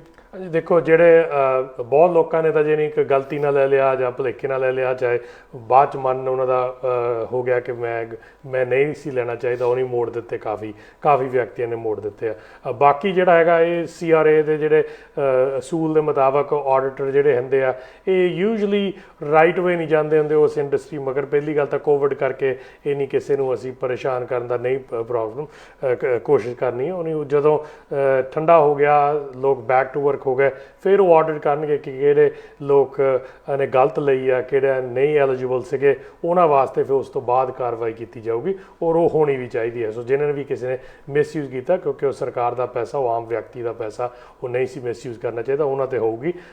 ਪਰ ਉਹ ਇਮੀਡੀਏਟਲੀ ਇਹ ਨਹੀਂ, ਡੰਡਾ ਪਹਿਲਾਂ ਨਹੀਂ ਵਰਤਿਆ ਜਾਊਗਾ, ਉਹ ਪਹਿਲਾਂ ਹਰ ਇੱਕ ਦੀ ਸਹਾਇਤਾ ਕੀਤੀ ਜਾਊਗੀ। ਤਦੇ ਅਸੀਂ ਸਿੰਪਲ ਕੀਤਾ। ਹੁਣ ਮੁੜ ਕੇ ਅਨਐਮਪਲੋਇਮੈਂਟ ਟਾਈਪ ਕਰਤਾ, ਜਿਹਦੇ ਵਿੱਚ ਤੁਹਾਨੂੰ ਰਿਪੋਰਟ ਕਰਨਾ ਪੈਂਦਾ ਕਿ ਮੈਂ ਕੋਸ਼ਿਸ਼ ਕੀਤੀ ਜੌਬ ਲੈਣ ਵਾਸਤੇ, ਮੈਨੂੰ ਨਹੀਂ ਮਿਲੀ ਇਸ ਵੀਕ, ਐਵਰੀ ਵੀਕਲੀ ਰਿਪੋਰਟਿੰਗ ਹੋ ਗਈ, ਉਹ ਮੁੜ ਕੇ ਨਾਰਮਲ ਸਿਸਟਮ ਚੱਲ ਪਿਆ। ਪਰ ਪਹਿਲਾਂ ਸਾਡਾ ਫਰਜ਼ ਸੀ ਕਿ ਜਿੰਨਾ ਸਖਾਲੇ ਤੋਂ ਸਖਾਲਾ ਅਸੀਂ ਪੈਸਾ ਦਈਏ ਔਰ ਲੋੜਵੰਦ ਤੱਕ ਪਹੁੰਚੇ, ਤਾਂ ਕਿ ਉਹ ਇਹ ਨਾ ਪਰੇਸ਼ਾਨ ਹੋਵੇ ਕਿ ਮੈਨੂੰ ਤਾਂ ਉਹ 18 ਪੇਜ ਦੀ ਐਪਲੀਕੇਸ਼ਨ ਸੀ, ਮੈਨੂੰ ਭਰਨ ਵਾਸਤੇ ਐਮਪਲੋਇਰ ਕੋ ਜਾਣਾ ਪੈਣਾ ਸੀ, ਐਮਪਲੋਇਰ ਕੋਵਿਡ ਕਰਕੇ ਬੰਦ ਆ, ਉਹ ਰੈਕਡ ਆਫ ਐਮਪਲੋਇਮੈਂਟ ਦੇ ਨਹੀਂ ਰਿਹਾ, ਮੈਨੂੰ ਪੈਸੇ ਨਹੀਂ ਮਿਲ ਰਹੇ, ਮੇਰਾ ਕਿਰਾਏਦਾਰ ਕਹਿੰਦਾ ਕਿ ਮੈਨੂੰ ਰੈਂਟ ਦੇ, ਮੇਰੀ ਬੈਂਕ ਕਹਿੰਦੀ ਮੈਨੂੰ ਪੇਮੈਂਟ ਦੇ। ਅਸੀਂ ਉਸ ਕਰਕੇ ਕਾਫੀ ਈਜ਼ੀ ਪ੍ਰੋਗਰਾਮ ਕੀਤਾ ਸੀ, ਜਿਹਦੇ ਵਿੱਚ ਯੈਸ ਮਿਸਯੂਜ਼ ਹੋ ਸਕਦਾ, ਪਰ ਉਹਨਾਂ ਦੇ ਉੱਤੇ ਆਡਿਟ ਬਾਅਦ ਕੀਤਾ ਜਾਊਗਾ ਤਾਂ ਕਾਰਵਾਈ ਚੱਲੂਗੀ। ਬੈਂਸ ਸਾਹਿਬ, ਜਿਹੜੀ ਪ੍ਰੋਵਿੰਸ਼ਲ ਸਰਕਾਰ ਆ ਇਹਨੇ ਵੀ ਲੋਕਾਂ ਦੀ ਸਹਾਇਤਾ ਕੀਤੀ ਸੀ, ਔਰ ਜਦੋਂ ਹੁਣ ਤੁਸੀਂ ਪੂਰੇ ਆਪਣੇ ਉਹਦੇ ਵਿੱਚ ਸਰਕਾਰ ਦੇ ਵਿੱਚ ਪੂਰੀ ਸਰਕਾਰ ਚੱਲਣ ਲੱਗ ਜਾਂਦੀ ਹੈ, ਕੀ ਪ੍ਰੋਵਿੰਸ ਕੋਲ ਹੈਗੀ ਆ ਇਹ ਪਲਾਨ ਜਾਂ ਫਾਈਨੈਂਸਿਸ ਕਿ ਉਹ ਕਿਸੇ ਤਰ੍ਹਾਂ ਲੋਕਾਂ ਦੀ ਸਹਾਇਤਾ ਕਰ ਸਕਣ ਜੇ ਇਹ ਹਾਲਤ ਹੋਰ ਵਿਗੜ ਜਾਂਦੀ ਹੈ ਤਾਂ? ਜੀ ਆਈ ਥਿੰਕ ਆਪਾਂ ਨੇ ਸੁਣਿਆ ਜਦੋਂ ਇਲੈਕਸ਼ਨ ਚੱਲ ਰਹੀ ਸੀ ਉਹਦੇ ਪਲੇਟਫਾਰਮ ਦੇ ਵਿੱਚ ਕਲੀਅਰਲੀ ਸੀਗਾ ਕਿ ਫੈਮਿਲੀ ਜਿਹੜੇ ਟਾਰਗੇਟਡ ਉਹ ਜਿਹੜੀ ਸਹਾਇਤਾ ਹੈਗੀ ਆ ਵੀ ਜਿਹੜੇ ਲੋੜਵੰਦ ਹੈਗੇ ਆ। ਸੋ ਜੇ ਫੈਮਿਲੀ ਦੀ 1,25,000 ਤੋਂ ਘੱਟ ਦੀ ਇਨਕਮ ਹੈਗੀ ਆ ਤਾਂ ਉਹ $1,000 ਮਿਲੂਗਾ, ਤੇ ਜੇ ਸਿੰਗਲ ਪਰਸਨ ਹੈਗਾ ਉਹਦੀ 62,000 ਤੋਂ ਘੱਟ ਦੀ ਇਨਕਮ ਹੈ ਉਹਨੂੰ $500 ਮਿਲੇਗਾ। ਸੋ ਆਈ ਥਿੰਕ ਇਹੋ ਜਿਹੇ ਪ੍ਰੋਗਰਾਮ ਹੈਗੇ ਆ। ਅਸੀਂ ਫੈਡਰਲ ਸਰਕਾਰ ਦੇ ਨਾਲ ਰਲ ਕੇ ਜਿੱਦਾਂ ਪਹਿਲਾਂ ਜਿਹੜੇ ਕੰਮਾਂ 'ਤੇ ਕੰਮ ਕਰਦੇ ਹੈਗੇ ਆ, ਵੇਜ ਸਬਸਿਡੀ ਦੀ ਗੱਲ ਕਰਦੀ ਆ, ਉਹ ਵੀ ਇਹਨਾਂ ਨਾਲ ਰਲ ਕੇ ਕਰ ਰਹੇ ਆ। ਸੋ ਕਾਫੀ ਪ੍ਰੋਗਰਾਮ ਫੈਡਰਲ ਸਰਕਾਰ ਨਾਲ ਰਲ ਕੇ ਚੱਲ ਰਹੇ ਆ। ਕੁਛ ਇਹ ਜਿਹੜਾ ਅਸੀਂ ਅਨਾਊਂਸ ਕੀਤੇ ਦਾ ਇਹ ਹੈਗੇ ਆ। ਸੋ ਆਈ ਥਿੰਕ ਮੇਨ ਮਕਸਦ ਦਾ ਇਹ ਸਾਡਾ ਇਹ ਆ, ਆਮ ਹੈਪੀ ਕਿ ਫੈਡਰਲ ਸਰਕਾਰ ਵੀ ਬਹੁਤ ਵਧੀਆ ਸਾਡਾ ਕੋਆਪਰੇਟ ਕਰ ਰਹੀ ਆ ਕਿ ਲੋਕਾਂ ਦੀ ਹੈਲਥ ਐਂਡ ਸੇਫਟੀ ਨੂੰ ਪ੍ਰੋਟੈਕਟ ਕਰੀਏ, ਅਤੇ ਜਦੋਂ ਉਹਨਾਂ ਨੂੰ ਹੁਣ ਲੋੜ ਹੈਗੀ ਆ ਉਹ ਵੀ ਟਾਰਗੇਟਡ ਜਿਹੜੇ ਲੋਕ ਜਿਹੜਾ ਲੋੜਵੰਦ ਹੈਗੇ ਆ ਉਹਨਾਂ ਨੂੰ ਜ਼ਰੂਰ ਪੈਸੇ ਮਿਲਣ, ਤਾਂ ਕਿ ਉਹਨਾਂ ਕੋਲ ਪੈਸੇ ਹੋਣਗੇ ਤਾਂ ਉਹ ਆਪਣੇ ਲੋਕਲ ਬਿਜ਼ਨਸ ਦੇ ਵਿੱਚ ਇਨਵੈਸਟ ਕਰਨਗੇ। ਇੱਕ ਉਹਨਾਂ ਦੀ ਆਪਣੀ ਜ਼ਿੰਦਗੀ ਚੰਗੀ ਸੁਖਾਲੀ ਹੁੰਦੀ ਹੈ ਅਤੇ ਦੂਸਰਾ ਬਿਜ਼ਨਸ ਨੂੰ ਫਾਇਦਾ ਹੁੰਦਾ, ਅਤੇ ਉਹਨਾਂ ਬਿਨ ਫਿਰ ਇਕੋਨਮੀ ਵੀ ਚੱਲਦੀ ਆ, ਗੌਰਮੈਂਟ ਕੋਲ ਵੀ ਟੈਕਸ ਜਾਂਦੇ ਆ। ਸੋ ਆਈ ਥਿੰਕ ਮੁੜ ਕੇ ਉਹ ਜਿਹੜਾ ਮਨੀ ਸਰਕੂਲੇਟ ਹੁੰਦੀ ਆ ਤਾਂ ਸਾਰਿਆਂ ਨੂੰ ਫਾਇਦਾ ਹੈਗਾ। ਸੋ ਆਈ ਥਿੰਕ ਇਹਦੇ ਨਾਲ ਇਹੋ ਜਿਹੇ ਪ੍ਰੋਗਰਾਮ ਹੈਗੇ ਆ, ਅਤੇ ਇਹ ਮੇਨ ਗੱਲ ਹੈਗੀ ਆ। ਸਰ ਜੌਨ ਹੋਰਗਨ ਨੇ ਕਿਹਾ ਸੀ ਕਿ ਇਹ ਸਾਡੀ ਸ਼ੁਰੂਆਤ ਹੈਗੀ ਆ, ਪਹਿਲਾਂ ਬਹੁਤ ਕੁਝ ਕਰ ਚੁੱਕੇ ਹਾਂ, ਆਪਾਂ ਨੂੰ ਸਾਰਿਆਂ ਨੂੰ ਪਤਾ, ਪਹਿਲਾਂ ਆਪਾਂ ਗੱਲਾਂ ਕਰ ਚੁੱਕੇ ਹਾਂ ਇੱਥੇ, ਅਤੇ ਲੋੜ ਪੈਣ 'ਤੇ ਜਿੱਦਾਂ ਜਿੱਦਾਂ ਕੰਮ ਚੱਲੀ ਜਾਂਦਾ ਉਹੋ ਜਿਹੇ ਡਿਸੀਜਨ ਆਉਣ ਵਾਲੇ ਸਮੇਂ ਵਿੱਚ ਬਣਾਏ ਜਾਣਗੇ। ਦੋੜਾ ਸਾਹਿਬ, ਤੁਹਾਨੂੰ ਕੀ ਲੱਗਦਾ ਜਾਂ ਤੁਹਾਡੀ ਸਰਕਾਰ ਤੋਂ ਕੋਈ ਮੰਗ ਇਸ ਵੇਲੇ ਸਾਨੂੰ ਚੈਨਲ ਪੰਜਾਬੀ ਦੇ ਉੱਤੇ ਪੰਜਾਬੀ ਕਮਿਊਨਿਟੀ ਦੇਖ ਰਹੀ ਹੈ, ਸਾਰੇ ਦਰਸ਼ਕ, ਉਹਨਾਂ ਨੂੰ ਕੋਈ ਅਪੀਲ ਤੁਹਾਡੇ ਦਿਮਾਗ ਦੇ ਵਿੱਚ ਜਿਹੜਾ ਨੁਕਤਾ ਆਉਂਦਾ ਵੀ ਇੱਦਾਂ ਕਰ ਦਿਓ ਤਾਂ ਰੁਕ ਸਕਦਾ, ਤਾਂ ਕੀਤਾ ਜਾ ਸਕਦਾ? ਗੱਲਾਂ ਸਾਰੀਆਂ ਹੋ ਗਈਆਂ ਸਾਡੀਆਂ, ਇੱਦਾਂ ਕਰਨਾ ਚਾਹੀਦਾ, ਮਾਸਕ, ਸਾਰੀਆਂ ਗੱਲਾਂ ਆਪਾਂ ਸਾਰਿਆਂ ਨੂੰ ਪਤਾ ਜਿਹੜੀਆਂ ਕੀਤੀਆਂ, ਇਹ ਪਹਿਲਾਂ ਵੀ ਪਤਾ ਸੀ। ਤੁਹਾਡੇ ਦਿਮਾਗ 'ਚ ਕਿਹੜਾ ਨੁਕਤਾ ਆਉਂਦਾ ਜਾਂ ਕੀ ਲੱਗਦਾ ਤੁਹਾਨੂੰ? ਇੱਕ ਚਲੋ ਉਹ ਨੁਕਤੇ ਦੀ ਤਾਂ ਗੱਲ ਆਪਾਂ ਸਾਰਿਆਂ ਨੇ ਕੀਤੀ ਆ, ਸਾਰੇ ਮਾਹਰ ਵੀ ਬੈਠੇ ਆ, ਸਾਰੀਆਂ ਸਰਕਾਰਾਂ ਦੇ ਵਿੱਚੋਂ ਵੀ ਆਪਣੇ ਨੁਮਾਇੰਦੇ ਬੈਠੇ ਆ। ਜੀ ਜੀ। ਇੱਕ ਮੈਂ ਸਰਾਏ ਸਾਹਿਬ ਨੂੰ ਇੱਕ ਨਾਲ ਲੱਗਦਾ ਕੁਐਸਚਨ ਤਾਂ ਨਹੀਂ, ਸਲਾਹ ਹੀ ਦਿੰਨਾ ਕਿ ਟਰੂਡੋ ਸਾਹਿਬ ਨੇ ਸਾਰਿਆਂ ਦੀਆਂ ਝੋਲੀਆਂ ਭਰ ਦਿੱਤੀਆਂ ਆਪਣੇ ਸਰਬ ਦੇ ਨਾਲ, ਪਰ ਜਿਨ੍ਹਾਂ ਨੇ ਟਰੱਕਾਂ ਵਾਲਿਆਂ ਨੇ, ਟੈਕਸੀਆਂ ਵਾਲਿਆਂ ਨੇ, ਜਾਂ ਆਪਣੇ ਨਰਸਾਂ ਨੂੰ ਵੀ, ਚਲੋ ਉਹਨਾਂ ਨੂੰ ਵੀ ਥੋੜੇ ਬਹੁਤ ਪੈਸੇ ਇਹਨਾਂ ਨੇ ਉਹਦੇ ਵਿੱਚ ਪੇ ਦੇ ਵਿੱਚ ਵਧਾਏ ਆ ਉਹਨੇ ਟਾਈਮ ਦੇ ਵਿੱਚ, ਜਾਂ ਜਿਹੜੇ ਸੀਨੀਅਰ ਸਿਟੀਜ਼ਨ ਨੂੰ ਸਾਂਭਦੀਆਂ ਕੁੜੀਆਂ ਜਾਂ ਜਿਹੜੇ ਵੀ ਨਰਸਾਂ ਜਾਂ ਉਹ, ਜੀ ਜੀ ਜੀ, ਹਾਂਜੀ ਹਾਂਜੀ, ਪਰ ਇਹਨਾਂ ਨੂੰ ਹੁਣ ਟਰੱਕਾਂ ਵਾਲਿਆਂ ਨੇ 24 ਘੰਟੇ ਚੱਲੇ ਆ ਇਹਦੇ ਵਿੱਚ ਕੋਵਿਡ-19 ਦੇ ਵਿੱਚ, ਟਰੱਕਾਂ ਵਾਲੇ, ਟੈਕਸੀਆਂ ਵਾਲੇ ਆਪਣੇ ਆਪ ਨੂੰ ਮਤਲਬ ਦਾਅ 'ਤੇ ਲਾ ਕੇ ਉਹਨਾਂ ਨੇ ਸਾਰਾ ਕੰਮ ਕੀਤਾ। ਕੋਰੀਅਰ ਵਾਲੇ ਸੀਗੇ, ਉਹਨਾਂ ਦੀ ਕਿਸੇ ਨੇ ਬਾਤ ਹੀ ਨਹੀਂ ਪੁੱਛੀ ਹਾਲੇ ਤੱਕ।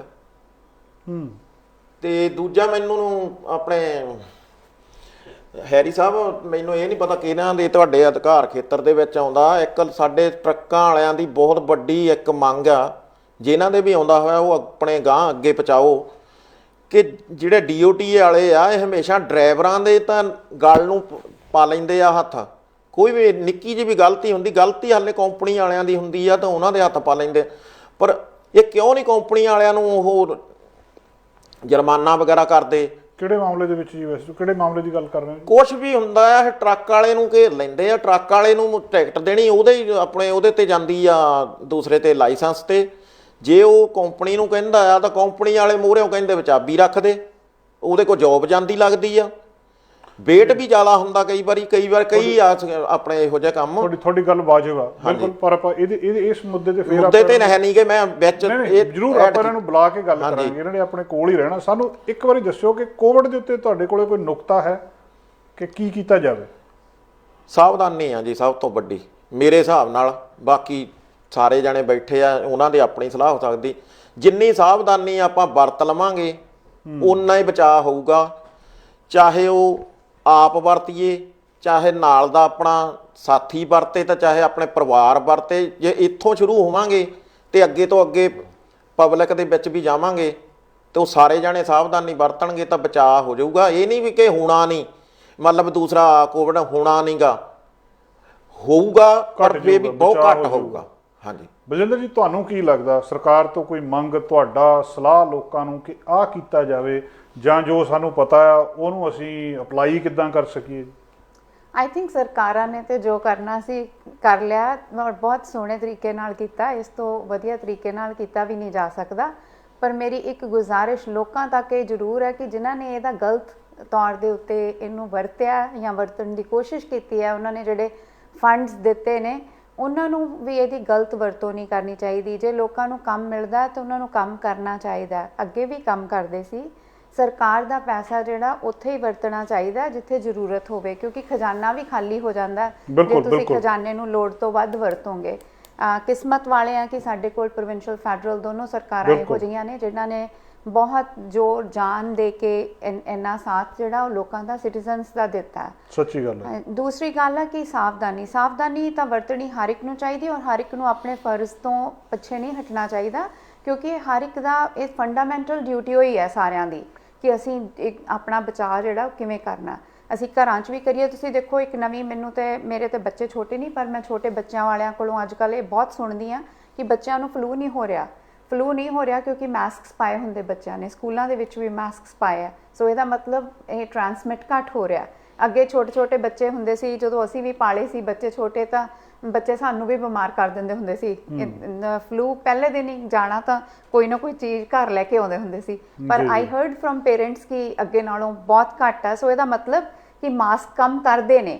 ਜੇ ਮਾਸਕ ਕੰਮ ਕਰਦੇ ਨੇ ਤੇ ਸਾਨੂੰ ਉਹਨਾਂ ਨੂੰ ਹਮੇਸ਼ਾ ਆਪਣੀ ਪਾਕਟ 'ਚ ਰੱਖਣਾ ਚਾਹੀਦਾ। ਇੱਕ ਦੀ ਥਾਂ ਤੇ ਦੋ ਰੱਖਣੇ ਚਾਹੀਦੇ ਨੇ, ਤਾਂ ਕਿ ਅਸੀਂ ਜਿੱਥੇ ਵੀ ਬਾਹਰ ਨਿਕਲੀਏ ਉਹਨਾਂ ਨੂੰ ਪਾ ਕੇ ਨਿਕਲੀਏ। ਅਸੀਂ ਆਪਣੇ ਹੱਥਾਂ ਨੂੰ ਬਾਰ-ਬਾਰ ਸੈਨੀਟਾਈਜ਼ ਕਰੀਏ। ਮੈਂ ਕਹਿੰਦੀ ਹਾਂ ਕਿ ਇਹਦੇ ਨਾਲ ਸਾਡੇ ਖਰਚੇ ਵਧੇ ਨੇ। ਸਾਨੂੰ ਹੈਂਡ ਸੈਨੀਟਾਈਜ਼ਰਸ ਬਾਏ ਕਰਨੇ ਪੈਂਦੇ ਨੇ, ਸਾਨੂੰ ਮਾਸਕਸ ਬਾਏ ਕਰਨੇ ਪੈਂਦੇ ਨੇ, ਹੋਰ ਚੀਜ਼ਾਂ ਬਾਏ ਕਰਨੀਆਂ ਪੈਂਦੀਆਂ। ਪਰ ਇਹ ਥੋੜ੍ਹਾ ਜਿਹਾ ਵਕਤ ਹੈ। ਜੇ ਅਸੀਂ ਥੋੜ੍ਹੇ ਵਕਤ ਦੇ ਵਿੱਚ ਆਪਣੇ ਆਪ ਨੂੰ ਔਖੇ ਹੋ ਕੇ ਇਹਨਾਂ ਚੀਜ਼ਾਂ ਨੂੰ ਵਰਤ ਲਾਂਗੇ, ਅਸੀਂ ਹੋਰ ਸਾਵਧਾਨੀਆਂ ਨੂੰ ਵਰਤਾਂਗੇ।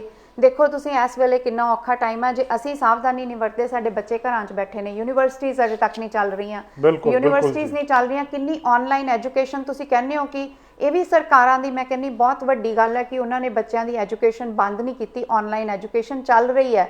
ਪਰ ਜਿਹੜੀ ਆਨਲਾਈਨ ਐਜੂਕੇਸ਼ਨ ਹੈ, it's a challenge in itself. ਇਹ ਇੰਨੀ ਸੌਖੀ ਨਹੀਂ ਹੈਗੀ। ਇਟਸ ਆਈ ਥਿੰਕ ਇਹ ਵੀ ਇੱਕ ਡਿਫਰੈਂਟ ਟੌਪਿਕ ਆ। ਈਵਨ ਅਸੀਂ ਵੀ ਕੰਮਾਂ ਦੇ ਉੱਤੇ ਆਨਲਾਈਨ ਕੰਮ ਕਰ ਰਹੇ ਹਾਂ ਬਹੁਤ, ਔਰ ਆਨਲਾਈਨ ਕੰਮ ਦੇ ਨਾਲ ਹਰ ਵੇਲੇ ਤੁਹਾਡੇ ਦਿਮਾਗ ਦੇ ਉੱਤੇ ਬਰਡਨ ਰਹਿੰਦਾ, ਕਿਉਂਕਿ ਤੁਸੀਂ ਟੈਕਨੋਲੋਜੀ ਦੇ ਉੱਤੇ ਡਿਪੈਂਡੈਂਟ ਹੈ। ਪਤਾ ਨਹੀਂ ਤੁਹਾਨੂੰ ਕਿਹੜੇ ਵੇਲੇ ਕੰਪਿਊਟਰ ਬੰਦ ਹੋ ਜਾਣਾ। ਬੱਚਿਆਂ ਦੀ ਆਪਸ ਦੇ ਵਿੱਚ ਇੰਟਰੈਕਸ਼ਨ ਬੰਦ ਹੋ ਗਈ, ਸੀਨੀਅਰਸ ਦੀ ਆਪਸ ਦੇ ਵਿੱਚ ਇੰਟਰੈਕਸ਼ਨ ਬੰਦ ਹੋ ਗਈ। ਅਸੀਂ ਇੱਕ ਸੋਸ਼ਲ ਬਬਲ ਜਿਹੜਾ ਸੀ ਉਹਦੇ ਤੋਂ ਬਾਹਰ ਨਿਕਲ ਕੇ ਆਈਸੋਲੇਸ਼ਨ 'ਚ ਜ਼ਿੰਦਗੀ ਜੀ ਰਹੇ ਹਾਂ। ਜੇ ਅਸੀਂ ਸਾਰੀਆਂ ਚੀਜ਼ਾਂ ਦੇ ਵਿੱਚੋਂ ਬਾਹਰ ਨਿਕਲਣਾ ਚਾਹੁੰਦੇ ਹਾਂ ਤਾਂ ਫਿਰ ਸਾਨੂੰ ਆਪਣਾ ਤੇ ਆਪਣੇ ਆਲੇ ਦੁਆਲੇ ਦਾ ਥੋੜ੍ਹਾ ਜਿਹਾ ਧਿਆਨ ਰੱਖਣਾ ਚਾਹੀਦਾ। ਤੇ ਜਿਹੜੀਆਂ ਸਾਨੂੰ ਚੀਜ਼ਾਂ ਸਾਡੇ ਤੋਂ ਸਰਕਾਰ ਨੇ ਮੰਗ ਕੀਤੀ ਹੈ, ਸਾਡੇ ਤੋਂ ਸਾਨੂੰ ਪਤਾ ਲੱਗਦਾ ਕਿ ਸਾਨੂੰ ਕਰਨੀਆਂ ਚਾਹੀਦੀਆਂ, ਸਾਨੂੰ ਜ਼ਰੂਰ ਕਰਨੀਆਂ ਚਾਹੀਦੀਆਂ, ਅਪਣਾਉਣੀਆਂ ਚਾਹੀਦੀਆਂ। ਅਮਰੀਕ ਸਿੰਘ ਜੀ, ਤੁਹਾਡੀ ਕੀ ਸਲਾਹ ਆ? ਗੱਲਾਂ ਉਹੀ ਨੇ ਬਾਰ-ਬਾਰ, ਸਾਰਿਆਂ ਨੂੰ ਪਤਾ ਆ, ਪਰ ਇਹ ਵੀ ਸਾਨੂੰ ਪਤਾ ਆ ਕਿ ਸਾਡੇ ਆਲੇ ਦੁਆਲੇ ਕੋਵਿਡ ਬਹੁਤ ਫੈਲ ਰਿਹਾ। ਇਸ ਵੇਲੇ ਅਸੀਂ ਹੁਣ ਤੱਕ ਦੇ ਸਭ ਤੋਂ ਮਾੜੇ ਸਮੇਂ ਵਿੱਚੋਂ ਲੰਘ ਰਹੇ ਹਾਂ। ਫਰੇਜ਼ਰ ਹੈਲਥ ਇੱਧਰ ਵਾਲਾ ਏਰੀਆ ਜਿੱਥੇ ਅਸੀਂ ਰਹਿ ਰਹੇ ਹਾਂ, ਕੀ ਨੁਕਤਾ ਹੈ, ਕੀ ਕਰਨਾ ਚਾਹੀਦਾ ਜਾਂ ਕੀ ਰਾਏ ਹੈ ਜੀ? ਇਹ ਤਾਂ ਜਿਵੇਂ ਸਾਰਿਆਂ ਨੇ ਕਿਹਾ ਜੀ, ਸਾਵਧਾਨੀ ਜਿਹੜੀ ਆ ਕਿ ਤੁਸੀਂ ਰੈਗੂਲੇਸ਼ਨਸ ਨੂੰ ਫੋਲੋ ਕਰੋ। ਸੋਸ਼ਲ ਡਿਸਟੈਂਸਿੰਗ ਤੇ ਮਾਸਕ ਇਹ ਬਹੁਤ ਇੰਪੋਰਟੈਂਟ ਨੇ, ਇਹਨੂੰ ਤੁਸੀਂ ਲਓ। ਬਿਕੋਜ਼ ਮੈਂ ਕਈਆਂ ਤੋਂ ਸੁਣਿਆ, ਕਈ ਲੋਕ ਇਸ ਆਸ 'ਤੇ ਚੱਲ ਰਹੇ ਨੇ ਜੀ ਕਿ ਇਹਦੀ ਵੈਕਸੀਨ ਬਣ ਜਾਣੀ ਹੈ। ਹਾਂ, ਇੱਕ ਇਹ ਵੀ ਗੱਲ ਆ। ਹਾਂ, ਕਈਆਂ ਦੇ ਮਨ ਦੇ ਵਿੱਚ ਇਹ ਹੈ ਕਿ ਇਹਦੀ ਵੈਕਸੀਨ ਜੀ ਮੇ ਬੀ ਅਗਲੇ ਹਫ਼ਤੇ ਆ ਜਾਏ ਜਾਂ ਅਗਲੇ ਮਹੀਨੇ ਆ ਜਾਏ, ਰਾਈਟ। ਬਟ ਉਹ ਅਜੇ ਉਹ ਸਟੇਜ ਅਜੇ ਦੂਰ ਆ। ਕਈ ਕੰਟਰੀਆਂ ਦੇ ਵਿੱਚ ਚੱਲ ਰਹੇ ਨੇ ਕਲੀਨਿਕਲ ਟਰਾਇਲ, 3rd ਫੇਜ਼ 'ਚ ਨੇ ਵੀ ਉਹਨਾਂ ਨੇ ਹੈਲਥੀ ਵਲੰਟੀਅਰ ਨੂੰ ਦੇਣੀ ਸ਼ੁਰੂ ਕਰ ਦਿੱਤੀ ਆ। ਬਟ ਅਗੇਨ ਉਹਦਾ ਜੇ ਰਿਜ਼ਲਟ ਆਉਣਾ, ਵਾਪਸ ਉਸ ਡਾਟਾ ਨੂੰ ਕੰਪਾਈਲ ਕਰਨਾ, ਉਹ ਹੈਲਥ ਅਥਾਰਟੀਜ਼ ਅੱਗੇ ਉਹਨੂੰ ਪੇਸ਼ ਕਰਨਾ, ਫਿਰ ਉਹਦੀ ਅਪਰੂਵਲ ਮਿਲਣੀ, ਉਸ ਤੋਂ ਬਾਅਦ ਡਿਸਟਰੀਬਿਊਸ਼ਨ ਜਿਹੜਾ ਉਹ ਬਹੁਤ ਵੱਡਾ ਇੱਕ ਕੰਮ ਆ। ਸੋ ਉਸ ਚੀਜ਼ ਦੇ ਵਿੱਚ ਅਜੇ ਬਹੁਤ ਜ਼ਿਆਦਾ ਟਾਈਮ ਆ। ਸੋ ਆਪਾਂ ਫਿਊਚਰ ਦੇ ਆਪਾਂ ਉਹਨੂੰ ਦੇਖ ਕੇ ਆਪਣਾ ਪ੍ਰੈਜ਼ੈਂਟ ਨਾ ਖਰਾਬ ਕਰੀਏ ਕਿ ਹਾਂਜੀ ਵੈਕਸੀਨ ਆ ਜਾਏਗੀ ਉਹਦੇ ਨਾਲ ਠੀਕ ਹੋ ਜਾਣਾ। ਸੋ ਇਹ ਜਿੰਨੀਆਂ ਸਰਕਾਰ ਵੱਲੋਂ ਦਿੱਤੀਆਂ ਜਾ ਰਹੀਆਂ ਨੇ ਰੈਗੂਲੇਸ਼ਨਸ, ਉਹਨਾਂ ਨੂੰ ਫੋਲੋ ਕਰਨਾ। ਸੋਸ਼ਲ ਡਿਸਟੈਂਸਿੰਗ ਅਤੇ ਮਾਸਕ ਅਗੇਨ ਬਹੁਤ ਜ਼ਿਆਦਾ ਇੰਪੋਰਟੈਂਟ ਨੇ।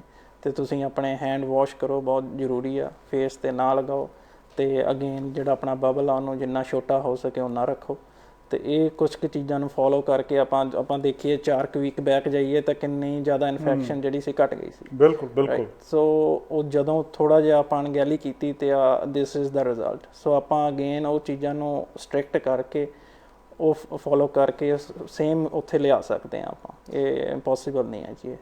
ਸਰਾਜ ਸਾਹਿਬ, ਤੁਸੀਂ ਕੀ ਕਹਿੰਦੇ ਹੋ ਜੀ ਇਸ ਵੇਲੇ? ਕੀ ਤੁਹਾਡੀ ਰਾਏ ਆ, ਸਲਾਹ ਆ, ਜਾਂ ਦਰਸ਼ਕਾਂ ਨੂੰ ਬੇਨਤੀ ਹੈ? ਜੇ ਆਪਾਂ ਦੇਖੋ ਜਿਹੜੀਆਂ ਮੈਂਡੇਟੋਰੀ ਚੀਜ਼ਾਂ ਉਹਦੇ ਵਿੱਚ ਅਸੀਂ ਐਕਚੁਅਲੀ ਕਾਫੀ ਵਧੀਆ ਪਰਹੇਜ਼ ਕਰ ਲਿਆ। ਜਿੱਥੇ ਆਪਾਂ ਕੰਮ ਤੇ ਜਾਂਦੇ ਆ, ਇਨਫੈਕਸ਼ਨ ਰੇਟ ਇਸ ਵੇਲੇ ਬਹੁਤ ਲੋ ਆ, ਜਿੰਨਾ ਵੀ ਪਬਲਿਕ ਸੇਫਟੀ ਅਨਸਾਰ। ਜਦੋਂ ਆਪਾਂ ਟਰਾਂਸਪੋਰਟੇਸ਼ਨ, ਆਪਾਂ ਬੱਸ ਤੇ ਜਾਂਦੇ ਜਾਂ ਸਕਾਈ ਟ੍ਰੇਨ ਤੇ ਜਾਂਦੇ ਆ, ਇਨਫੈਕਸ਼ਨ ਰੇਟ ਬਹੁਤ ਲੋ ਆ। ਸੋ ਰੀਲੀ ਜਿਹੜੀਆਂ ਆਪਣੀਆਂ ਚੀਜ਼ਾਂ ਕੰਸਟਰਕਸ਼ਨ ਸਾਈਟਾਂ ਤੇ ਵੀ ਬਹੁਤ ਲੋ ਆ। ਸਾਡੇ ਕੰਸਟਰਕਸ਼ਨ ਵੀਰ ਭੈਣ ਜਿੰਨੇ ਵੀ ਕੰਮ ਕਰਦੇ ਬਹੁਤ ਲੋ ਆ। ਟਰੱਕਾਂ ਦੇ ਵਿੱਚ ਵੀ ਜਿਹੜੇ ਕੰਮ ਕਰਦੇ ਆ, ਟੂ ਐਂਡ ਫਰਮ ਵੇਅਰ ਹਾਊਸਾਂ ਦੇ ਕਰਦੇ, ਉਹਨਾਂ ਦਾ ਵੀ ਟਰਾਂਸਮਿਸ਼ਨ ਰੇਟ ਬਹੁਤ ਲੋ ਆ। ਜਿੱਥੇ ਬਾਰਡਰ ਦੀ ਗੱਲ ਕੀਤੀ ਜਾਏ, ਇੰਟਰਨੈਸ਼ਨਲ ਟਰੈਵਲ, ਉਹ ਵੀ ਬਹੁਤ ਓਨਲੀ 3% ਹੈ। ਸੋ ਰਹਿ ਕਿੱਥੇ ਗਈ ਸਾਡਾ ਜਿਹੜਾ ਵੋਲੰਟਰੀ ਸਟਾਫ ਆ ਨਾ। ਸੋ ਵੋਲੰਟਰੀ ਸਟਾਫ ਜਿਹੜਾ ਹੈਗਾ, ਵਿਆਹ ਸ਼ਾਦੀ, ਫਿਊਨਰਲ ਜਾਂ ਪਾਰਟੀਆਂ, ਫਿਊਨਰਲ ਵੀ ਆਪਣੇ ਮੇਰੇ ਖਿਆਲ ਘੱਟ ਹੀ ਆ, ਮੋਸਟਲੀ ਸਾਡੀ ਸੈਲੀਬ੍ਰੇਸ਼ਨਾਂ ਦੇ ਵਿੱਚ ਅਸੀਂ ਇਹ ਸਪਰੈਡ ਕਰ ਰਹੇ ਹਾਂ। ਸੋ ਸਾਨੂੰ ਉੱਥੇ ਪਰਹੇਜ਼ ਰੱਖਣਾ ਚਾਹੀਦਾ। ਸੋ ਇਹ ਚੀਜ਼ਾਂ ਆਪਸ਼ਨਲ ਆ, ਇਹ ਵੋਲੰਟਰੀ ਆ। ਇਹਦੇ ਵਿੱਚ ਸਾਡੇ ਕੋਲ ਬਹੁਤ ਸਾਧਨ ਹੈਗੇ ਆ। ਕੋਈ ਕੰਪਲਸਰੀ ਨਹੀਂ ਚੀਜ਼ ਹੈਗੀ ਕਿ ਅਸੀਂ ਇਸੇ ਤਰ੍ਹਾਂ ਕਰਨਾ। ਤੁਸੀਂ ਮਾਸਕ ਪਾ ਸਕਦੇ, ਤੁਸੀਂ ਆਪਣੇ ਟੇਬਲ 'ਤੇ ਬਹਿ ਸਕਦੇ, ਨਹੀਂ ਦੂਸਰੇ ਟੇਬਲਾਂ 'ਤੇ ਜਾਣ ਦੀ ਤੁਹਾਨੂੰ ਲੋੜ ਹੈਗੀ ਆ। ਤੁਸੀਂ ਦੂਰੋਂ ਸਤਿ ਸ੍ਰੀ ਅਕਾਲ ਬੁਲਾ ਸਕਦੇ ਆ, ਤੁਸੀਂ ਦੂਰੋਂ ਪਿਆਰ, ਥੈਂਕ ਯੂ, ਕੰਗ੍ਰੈਚੁਲੇਟ ਵੀ ਕਰ ਸਕਦੇ ਆ।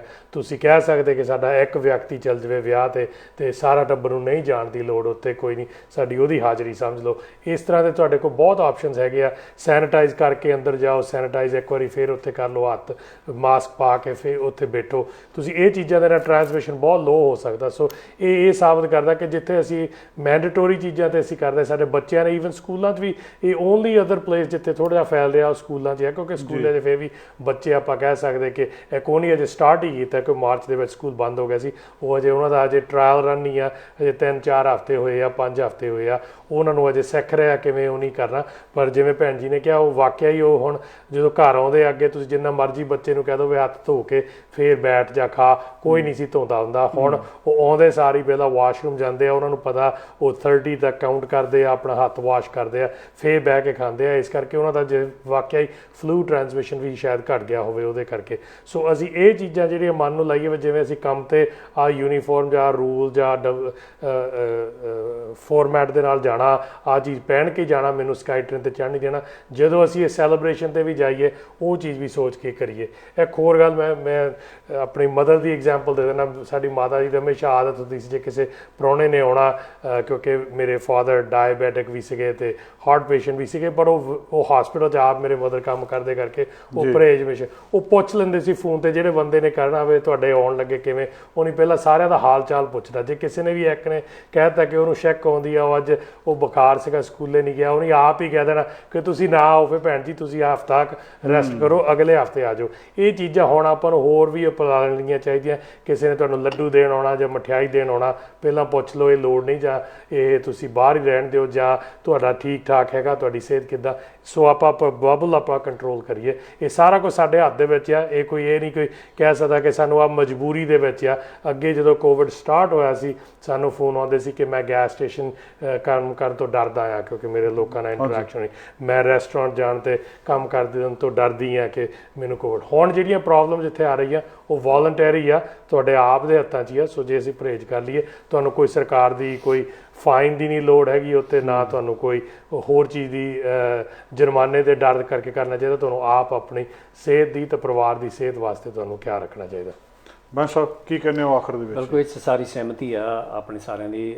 ਨਾ ਕਿ ਮੈਂ ਨਹੀਂ ਕਹਿੰਦਾ ਵੀ ਸਾਡੀ ਗੱਲ ਸੁਣਨੀ ਚਾਹੀਦੀ ਆ। ਡਾਕਟਰ ਬੋਨੀ ਹੈਨਰੀ ਹੋਣੀ ਜਿਹੜੇ ਕਿ ਐਕਸਪਰਟ ਹੈਗੇ ਆ ਸਾਇੰਸ ਦੇ ਆਧਾਰ 'ਤੇ ਡਾਟਾ ਦੇ ਆਧਾਰ 'ਤੇ, ਉਹ ਸਾਨੂੰ ਹਦਾਇਤਾਂ ਦਿੰਦੇ ਆ ਰੋਜ਼ਾਨਾ, ਉਹਨਾਂ ਨੂੰ ਫੋਲੋ ਕਰਨਾ ਚਾਹੀਦਾ ਸਾਨੂੰ। ਔਰ ਗੱਲਾਂ ਆਹੀ ਉਹ ਕਹਿੰਦੇ ਆ ਜਿਹੜੀਆਂ ਆਪਾਂ ਅੱਜ ਇੱਥੇ ਦੁਹਰਾ ਰਹੇ ਹਾਂ ਕਿ ਸੈਲਫ ਡਿਸਪਲਿਨ ਸਭ ਤੋਂ ਜ਼ਿਆਦਾ ਇੰਪੋਰਟੈਂਟ ਹੈਗਾ। ਅਸੀਂ ਆਪਣਾ ਦਾਇਰਾ ਬਹੁਤ ਛੋਟਾ ਰੱਖੀਏ, ਖਾਸ ਤੌਰ 'ਤੇ ਹੁਣ ਕਿਉਂਕਿ ਕੇਸ ਬਹੁਤ ਵੱਧ ਰਹੇ ਆ। ਆਪਣੀ ਫੈਮਿਲੀ ਵਿੱਚ ਹੀ ਰਹੀਏ ਤਾਂ ਬਹੁਤ ਠੀਕ ਆ, ਜਿਹੜਾ ਆਪਣਾ ਉਹ ਬਬਲ ਹੈਗਾ ਜਿਹਦੇ ਵਿੱਚ ਰੋਜ਼ਾਨਾ ਤੁਸੀਂ ਰਹਿੰਦੇ ਹੋ। ਅਤੇ ਬਾਹਰਲਿਆਂ ਨੂੰ ਰਲਾਉਣਾ ਤਾਂ ਜਿੱਦਾਂ ਕਿ 2-4 ਬੰਦੇ ਹੋਰ ਆ ਸਕਣ, ਉਹ ਵੀ ਜਿਹੜੇ ਤੁਹਾਡੇ ਤਕਰੀਬਨ ਦਾਇਰੇ ਵਾਲੇ ਹੈਗੇ ਆ। ਪਰ ਇਹਦੇ ਵਿੱਚ ਵੱਡੀ ਗੱਲ ਆਪਣੇ ਮਨ 'ਚ ਇਹ ਪਾ ਲੈਣੀ ਚਾਹੀਦੀ ਆ, ਅਸੀਂ ਕਿਸੇ ਲਈ ਨਹੀਂ ਕਰ ਰਹੇ, ਅਸੀਂ ਆਪਣੇ ਲਈ ਕਰ ਰਹੇ ਹਾਂ। ਆਪਣੇ ਨਾਲ ਦੇ ਜਿਹੜੇ ਸਾਡੇ ਮਾਂ ਪਿਓ ਹੈਗੇ, ਸਾਡੇ ਨਾਲ ਦੇ ਲਵਡ ਵਨਸ ਹੈਗੇ, ਉਹਨਾਂ ਲਈ ਕਰ ਰਹੇ ਹਾਂ।